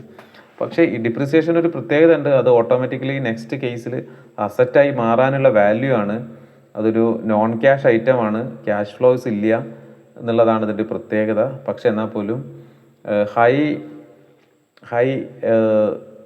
ഹൈ ഡിപ്രീസിയേഷൻസ് ഉള്ള ഫേംസ് നമുക്ക് എന്തല്ല പ്രോഫിറ്റബിൾ അല്ല എന്നുള്ളതാണ്. ഓട്ടോമാറ്റിക്കലി അതൊരു എക്സ്പെൻസസ് തന്നെയാണ്. മിഷനറിയുടെ വാല്യൂ അല്ലെ പ്ലാന്റിൻ്റെ വാല്യൂയിലേക്കൊക്കെ ആയിരിക്കും ആ എമൗണ്ട് പോവുക. അപ്പം ജസ്റ്റ് അതും കൂടെ ഒന്ന് ഓർത്ത് വയ്ക്കുക. അപ്പോൾ ഒരു ഇൻ്റർപ്രിട്ടേഷൻ ഓക്കെ നമുക്കൊരു കാൽക്കുലേഷൻ കേസിലേക്ക് പോവുകയാണെങ്കിൽ ഒരു സിംപിളി ഒരു ചെറിയൊരു പ്രോബ്ലം ട്രൈ ചെയ്ത് നോക്കുകയാണെങ്കിൽ സെയിൽസ് ഒരു 1000 rupees. ദെൻ നമ്മുടെ അതിൽ എന്ത് ചെയ്തിട്ടുണ്ട്, എക്സ്പെൻസസ് ആയിട്ട് വരുന്നു. എക്സ്പെൻസസ് ഒരു 750 rupees ആണ്. അതവിടെ ജസ്റ്റ് എവിടെയും പറയുന്നില്ല. അത് ഡയറക്റ്റ് എക്സ്പെൻസസ് ഒരു 750 rupees ആണ്. അപ്പോൾ അത് ഡിഡക്റ്റ് ചെയ്ത സമയത്ത് direct and indirect expenses 750 rupees ആണ്. ഡിഡക്റ്റ് ചെയ്ത സമയത്ത് നമുക്ക് ഈ EBITDA കിട്ടി. അതിനുശേഷം ആ EBITയിൽ നിന്ന് വീണ്ടും അടുത്തൊരു എമൗണ്ട് ഡിഡക്റ്റ് ചെയ്തു, നമ്മളുടെ ഡിപ്രീസിയേഷൻ ഡിഡക്റ്റ് ചെയ്തു, ഡിപ്രീസിയേഷൻ അമോർട്ടൈസേഷൻ ഡിഡക്റ്റ് ചെയ്തു. വാല്യൂ എന്നുള്ളത് ഒരു 70 rupees ആണ്. ഡിഡക്റ്റ് ചെയ്തു. അങ്ങനെ ഡിഡക്റ്റ് ചെയ്ത സമയത്ത് നമുക്ക് EBIT കിട്ടി. EBIT 180 ആണ്. ആ EBITയിൽ നിന്ന് ഡിഡക്റ്റ് ചെയ്തു, ടാക്സും ഇൻട്രസ്റ്റും ഒക്കെ സെറ്റ് ഓഫ് ചെയ്തു. ആ ഇൻട്രസ്റ്റ് വരുന്നത് ഒരു 80 rupees ആയിരുന്നു. ദെൻ നമുക്ക് കിട്ടുന്ന റിസൾട്ടാണ് നെറ്റ് പ്രോഫിറ്റ്. ഇവിടെ നിന്നാണ് നമുക്ക് ഈ ഒരു ഫിഗറിൽ നിന്നാണ്, ഈ ഫിഗർ എല്ലാം നമ്മുടെ പ്രോഫിറ്റ് ആൻഡ് ലോസ് അക്കൗണ്ടിൽ ഉണ്ടാവും കേട്ടോ. അപ്പോൾ ഒരു പ്രോഫിറ്റ് ആൻഡ് ലോസ് അക്കൗണ്ട് തന്നിട്ടായിരിക്കും EBITDA മാർജിനും അതേപോലെ തന്നെ EBITയും ഒക്കെ നമ്മളോട് കാൽക്കുലേറ്റ് ചെയ്യാൻ പറയാം. ഇവിടെ നമുക്ക് ഗ്രോസ് പ്രോഫിറ്റ് റേഷ്യോ ഒക്കെ കാൽക്കുലേറ്റ് ചെയ്യാനുണ്ട്. അത് നെക്സ്റ്റ് കേസിൽ നമുക്ക് നാളത്തെ സെഷനിൽ അതും കൂടെ ചെയ്യാം. കുറച്ച് കാൽക്കുലേഷൻ നാളത്തെ ട്രൈ ചെയ്ത് നോക്കാം. ഓക്കെ, പിന്നെ അതേപോലെ EBITDA margin is equal to നേരത്തെ നമ്മൾ പറഞ്ഞോണം കാൽക്കുലേഷൻ എന്നുള്ളത് 250 ഡിവൈഡഡ് ബൈ 1000 ഇൻറ്റു 100 ആയിരിക്കും. That is 25%. അപ്പോൾ ഈ ഫേമിൻ്റെ ഓപ്പറേറ്റിംഗ് പ്രോഫിറ്റ് എന്നുള്ളത് ദാറ്റ് ഈസ് 25%. ഇറ്റ്സ് നോട്ട് ഒരു എക്സലൻ്റ് എന്നല്ല, ഇറ്റ്സ് എ ഗുഡ് EBITDA മാർജിനാണ്. കാരണം ഇനി അതിൻ്റെ ഡിപ്രീസിയേഷനൊക്കെ അല്പം കുറവാണെങ്കിൽ നമുക്കത് സാറ്റിസ്ഫാക്ടറി ആയിട്ടുള്ള ഒരു പ്രോഫിറ്റ് തരാനുള്ള സാധ്യത ഉണ്ട്. ഇനി ഒരു EBIT മാർജിനിലേക്ക് പോകുന്ന സമയത്ത് 180 ഡിവൈഡഡ് ബൈ 1000 ആയിരിക്കും. ദെൻ അതേപോലെ നെറ്റ് പ്രോഫിറ്റ് മാർജിനിലേക്ക് പോകുന്ന സമയത്ത് ഒരു 100 ഡിവൈഡഡ് ബൈ 1000 ഇൻറ്റു 100 എന്നുള്ള ഇക്വേഷൻ ആയിരിക്കും നമ്മൾ അപ്ലൈ ചെയ്യേണ്ടി വരിക. അപ്പോൾ അത് ഇൻഡിക്കേറ്റ് ചെയ്യുന്നത് ഒരു 100 rupeesൻ്റെ സെയിൽസ് നടത്തുന്ന സമയത്ത് ഒരു 25 rupeesൻ്റെ EBITDA ഉണ്ട്, ഒരു 80 rupeesൻ്റെ EBIT ഉണ്ട്, ഒരു 10 rupeesൻ്റെ നെറ്റ് പ്രോഫിറ്റ് ഉണ്ട്. ഒരു 10 rupees നെറ്റ് പ്രോഫിറ്റ് എന്നുള്ളത് it's not an a bad amount. It's ഒരു സസ്റ്റൈനബിൾ എമൗണ്ട് തന്നെയാണ്. നമുക്കിനി ഇൻവെസ്റ്റ്മെൻറ്റ്സിന് അത് കൺസിഡറബിളുമാണ്. ഓക്കെ, ദെൻ ഇനി ഇതുമായി കണക്ട് ചെയ്ത് പറയാൻ പറ്റുന്ന മറ്റൊരു കേസ് സെനാരിയോസ് എന്നുള്ളത് ഇതാണ്. നോൺ ഓപ്പറേറ്റിംഗ് പ്രോഫിറ്റ് ആണ് after tax. Non operating profit എന്നുള്ളത് ഓപ്പറേറ്റിംഗ് പ്രോഫിറ്റ്സ് ഉണ്ട്, നോൺ ഓപ്പറേറ്റിംഗ് പ്രോഫിറ്റ്സ് ഉണ്ട്. അപ്പോൾ നമുക്ക് ഇവിടെ നോൺ ഓപ്പറേറ്റിംഗ് മാർജിൻ എന്ന് ഉദ്ദേശിക്കുന്നത് സെയിൽസും നോൺ ഓപ്പറേറ്റിംഗ് പ്രോഫിറ്റും തമ്മിലുള്ള ഒരു കമ്പാരിസൺ ആണ്. അപ്പോൾ ഒരു ഫേമിൻ്റെ പ്രോഫിറ്റ് എന്നുള്ളത് രണ്ട് രീതിയിലുള്ള പ്രോഫിറ്റ് ഉണ്ട്. ഓപ്പറേറ്റിംഗ് പ്രോഫിറ്റ്സ് ഉണ്ടാവും, നോൺ ഓപ്പറേറ്റിംഗ് പ്രോഫിറ്റ്സ് ഉണ്ടാവും. ആ നോൺ ഓപ്പറേറ്റിംഗ് പ്രോഫിറ്റ് മാത്രം എടുത്തിട്ട് നമ്മൾ എന്ത് ചെയ്യുന്നു, അത് ഡയറക്റ്റ് ബിസിനസ് എന്നല്ല, നോൺ ആക്റ്റീവായുള്ള ബിസിനസ് എന്നുള്ള, ഇപ്പോൾ ഇൻവെസ്റ്റ്മെൻറ്റ്സ് എന്നുള്ളൊക്കെ റവന്യൂസ് എടുത്തിട്ട് നമ്മൾ എന്ത് ചെയ്യുന്നു, പ്രോഫിറ്റ് മീൻസ് ആ ഫേമിൻ്റെ സെയിൽസുമായിട്ട് ഒരു കമ്പാരിസൺ നടത്തുകയാണെങ്കിൽ ആ കമ്പാരിസൺ ആണ് നമുക്ക് ഇവിടെ എന്ത് ചെയ്യുന്നത് വരുന്നത്.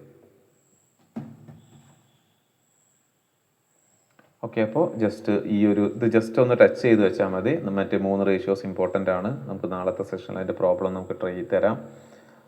ഓക്കെ, ഇവിടെ നമുക്ക് ഒരു കമ്പാരിസൺ എടുക്കുകയാണെങ്കിൽ ഇത് ജസ്റ്റ് ഒന്ന് എടുത്ത് വെച്ചേക്കുക. കാരണം നമുക്ക് ഈ എല്ലാ റേഷ്യോസും ഓർത്ത് വെക്കുക എന്നുള്ളത് കുറച്ച് ബുദ്ധിമുട്ടുണ്ടാവും. അതിന് ഈ റേഷ്യോസ് ജസ്റ്റ് ഒന്ന് എടുത്ത് എല്ലാ ദിവസവും ഒന്ന് റിവൈൻഡ് ചെയ്ത് വെക്കണം. എബിറ്റ മാർജിൻ ഉള്ളത് എബിറ്റ ഡിവൈഡഡ് ബൈ സെയിൽസ് ആണ്. മീൻസ് ഓപ്പറേഷൻ ഒരു ഡിപ്രിസിയേഷൻസ് ഇതൊക്കെ ഒഴികെ ഓപ്പറേഷണൽ എഫിഷ്യൻസി മെഷർ ചെയ്യാൻ ഹെൽപ്പ് ചെയ്യും. പിന്നെ EBIT margin EBIT divided by net sales ആണ്. പിന്നെ ഏറ്റവും ഇമ്പോർട്ടൻ്റ് ആയുള്ളൊരു റേഷ്യോ ആണ് profit after tax margin. Profit after tax divided by net sales ആണ്. ഒരു ഫൈനൽ പ്രോഫിറ്റ് എങ്ങനെയുണ്ട്, ഷെയർ ഹോൾഡേഴ്സിന് അവൈലബിൾ ആയുള്ള പ്രോഫിറ്റിൻ്റെ ഒരു എഫിഷ്യൻസി മെഷർ ചെയ്യാൻ നമ്മൾ ഹെൽപ്പ് ചെയ്യും. ജസ്റ്റ് ഒന്ന് നോക്കി വയ്ക്കുക. ജസ്റ്റ് ഒന്നും കൂടെ റീകോൾ ചെയ്ത് വെക്കുകയാണെങ്കിൽ നമുക്ക് പ്രോഫിറ്റബിലിറ്റി റേഷ്യോസ് ആണ് നോക്കിയിട്ടുണ്ടായിരുന്നത്. പിന്നെ അവിടെ ഹയർ പ്രോഫിറ്റ് മാർജിൻ ആണ് എപ്പോഴും നമുക്ക് ഫേവറബിൾ ആയിട്ടൊരു റിസൾട്ട് എന്നുള്ളത്. പിന്നെ അതിൽ EBITDA margin, net profit after tax margin, EBIT margin, അതേപോലെ തന്നെ നോൺ ഓപ്പറേറ്റിംഗ് പ്രോഫിറ്റ് മാർജിനും ഒരു ഏറ്റവും പ്രധാനപ്പെട്ടതാണ്. ജസ്റ്റ് ഒന്ന് ഓർത്ത് വയ്ക്കുക. റേഷ്യോസ് ഒന്ന് ജസ്റ്റ് ചെക്ക് ചെയ്ത് വയ്ക്കാം. ഇനി നാളത്തെ സെഷനിൽ നമുക്ക് അല്പം കൂടെ പ്രോഫിറ്റബിലിറ്റി റേഷ്യോസും കുറച്ച് പ്രോബ്ലംസും കൂടെ നാളത്തെ സെഷനിൽ നമുക്ക് എന്ത് ചെയ്യാം, ഡിസ്കസ് ചെയ്യാം. ഈ ഏരിയ ജസ്റ്റ് ഒന്ന് റീഫ്രഷ് ചെയ്ത് വെക്കുക. കാരണം നാളെ അസ്ജദും ഇന്ന് ജോയിൻ ചെയ്തിട്ടില്ലല്ലോ. അപ്പോൾ അസ്ജദും കൂടെ ജസ്റ്റ് വന്നിട്ട് നമുക്ക് നാളത്തെ സെഷനിൽ എന്ത് ചെയ്യാം, കുറച്ച് പ്രോബ്ലംസ് ക്വിക്കായിട്ട് വർക്ക് ചെയ്യുകയും പുതിയ കുറച്ച് റേഷ്യോസ് ഒന്ന് നോക്കി വെക്കുകയും ചെയ്യാം. ശൈല, ഈ റേഷ്യോസ് ഒക്കെ ഇതിന് മുൻപേ ട്രൈ ചെയ്തിട്ടുണ്ടായിരുന്നോ? അല്ലെങ്കിൽ ഇത് പഠിക്കാൻ കുറച്ച് ഡിഫിക്കൽട്ട് തോന്നുന്നുണ്ടോ? അല്ലെ ഈസി? കണ്ടിട്ട് എനിക്ക് തോന്നുന്നു ഈസി ആയിരിക്കും എന്നാണ്. എന്താണ് ഷഹലിൻ്റെ ഒരു ഒപ്പീനിയൻ? നോക്കുന്നതല്ലേ? അതെ. ഓക്കെ, അപ്പോൾ ഇത് ജസ്റ്റ് ഒന്ന് ചിലപ്പോൾ ഇതിൻ്റെ കാൽക്കുലേഷൻ ചിലപ്പം പ്രോഫിറ്റ് ആൻഡ് ലോസ് അക്കൗണ്ട് എന്നായിരിക്കും തരിക. അത് നോക്കണം നമുക്ക്. അത്തരം പ്രോബ്ലംസ് ഒന്ന് ട്രൈ ചെയ്ത് നോക്കാം. ഒരു profit and loss account simple തന്നിട്ട് അതിൽ നിന്ന് എബിറ്റയും അതേപോലെ തന്നെ നെറ്റ് പ്രോഫിറ്റും ഒക്കെ ഒന്ന് ട്രൈ ചെയ്ത് നോക്കാം.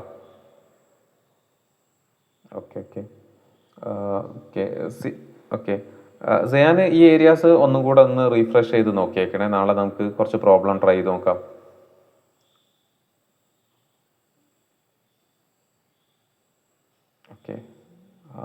ഓക്കെ, സിനാൻ ഉണ്ടായിരുന്നോ? സിനാൻ ഈ ഏരിയ എടുത്തുണ്ടായിരുന്നോ? കോളേജിൽ ഡിസ്കസ് ചെയ്ത സമയത്ത് ഈ എബിറ്റ മാർജിനും അതേപോലെ തന്നെ നെറ്റ് പ്രോഫിറ്റ് മാർജിനും ഒക്കെ പറഞ്ഞായിരുന്നോ? ഓർക്കുന്നുണ്ടോ? ഓക്കെ. ഈ റേഷ്യോസ് ജസ്റ്റ് ഒന്ന് നോക്കി വെക്കാം. അതിലെടുത്ത പ്രോഫിറ്റബിലിറ്റി റേഷ്യോയുടെ ബാലൻസ് ഷീറ്റ് ഉണ്ട്, അല്ല പ്രോഫിറ്റ് ആൻഡ് ലോസ് അക്കൗണ്ട് ഉണ്ടെങ്കിൽ അതിൽ എബിറ്റ മാർജിനും നെറ്റ് പ്രോഫിറ്റ് മാർജിനും അതേപോലെ EBIT ഒന്ന് പ്രിപ്പയർ ചെയ്ത് നോക്കാം കേട്ടോ. 1-2 പ്രോബ്ലംസ് എടുത്തിട്ട്. പിന്നെ ആ റേഷ്യോസ് എല്ലാം തന്നെ പറ്റുവാണെങ്കിൽ ഒന്ന് റീഫ്രഷ് ചെയ്ത് വെച്ചേക്കണേ. ഈ റേഷ്യോസും പഴയതും ടീച്ചേഴ്സ് ക്ലാസ്സിൽ എടുത്തതും. ഓക്കെ. അപ്പം അങ്ങനെയാണെങ്കിൽ നമുക്ക് ബാക്കി നാളെ കുറച്ച് നേരത്തെ ഇരിക്കാൻ പറ്റുവാണെങ്കിൽ, അല്ല 7:30 എന്തായാലും നോർമൽ സെഷൻ സ്റ്റാർട്ട് ചെയ്യാം. സിനാന് നേരത്തെ നാളെ ഫ്രീ ആണെങ്കിൽ നേരത്തെ കണക്ട് ചെയ്യും. നമുക്ക് സെറോദ യൂണിവേഴ്സിറ്റിയുടെ എക്സാം ജസ്റ്റ് ഒന്ന് പ്രിപ്പയർ ചെയ്യാം. അപ്പോൾ നാളെ 6:30 എന്തായാലും സിനാൻ കണക്ട് ചെയ്യണേ. ശൈല, നമുക്ക് നാളെ 7:30 തന്നെ ഇരുന്നാൽ പോരെ?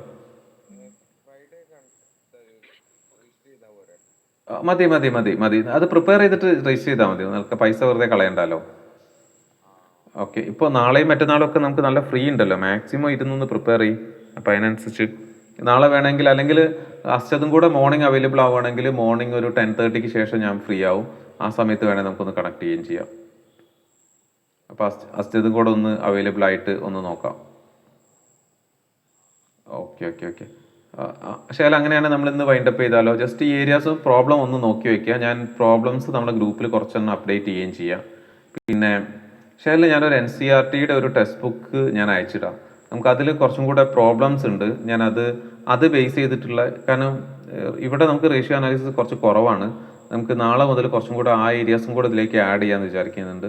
ഞാൻ ആ ഒരു ടെക്സ്റ്റ് ബുക്സിൻ്റെ ലിങ്കും കൂടെ ഒന്ന് ഷെഹലിന്, അല്ല, നമ്മുടെ ഗ്രൂപ്പിൽ തന്നെ ഇടാം കേട്ടോ. Okay okay. കാരണം അത് കുറച്ച് ബേസിക് റേഷ്യോസ് മുതലുണ്ട്. അപ്പോൾ ആ റേഷ്യോസ് ജസ്റ്റ് ഒന്ന് ചെക്ക് ചെയ്ത് വെക്കുകയും ചെയ്യാം ഷെയലിന്. ഓക്കെ. നമ്മൾ എന്നാലും ഇന്ന് സെഷൻ വൈൻഡപ്പ് ചെയ്താലോ? നാളെ മോർണിംഗ് ഇരുന്നാലോ? അല്ല, നാളത്തെ ഈവനിങ് സെഷനിൽ അറ്റൻഡ് ചെയ്യാം. ഇനി എപ്പോഴാണ് ഫ്രീ ഉള്ളതാണെങ്കിൽ സിനാൻ എന്തായാലും മോർണിംഗ് കണക്ട് ചെയ്തോ. ഞാൻ അസ്റ്റദിനും കൂടെ ഒന്ന് കണക്ട് ചെയ്യട്ടെ. Okay okay. ശരി എന്നാൽ, ശരി.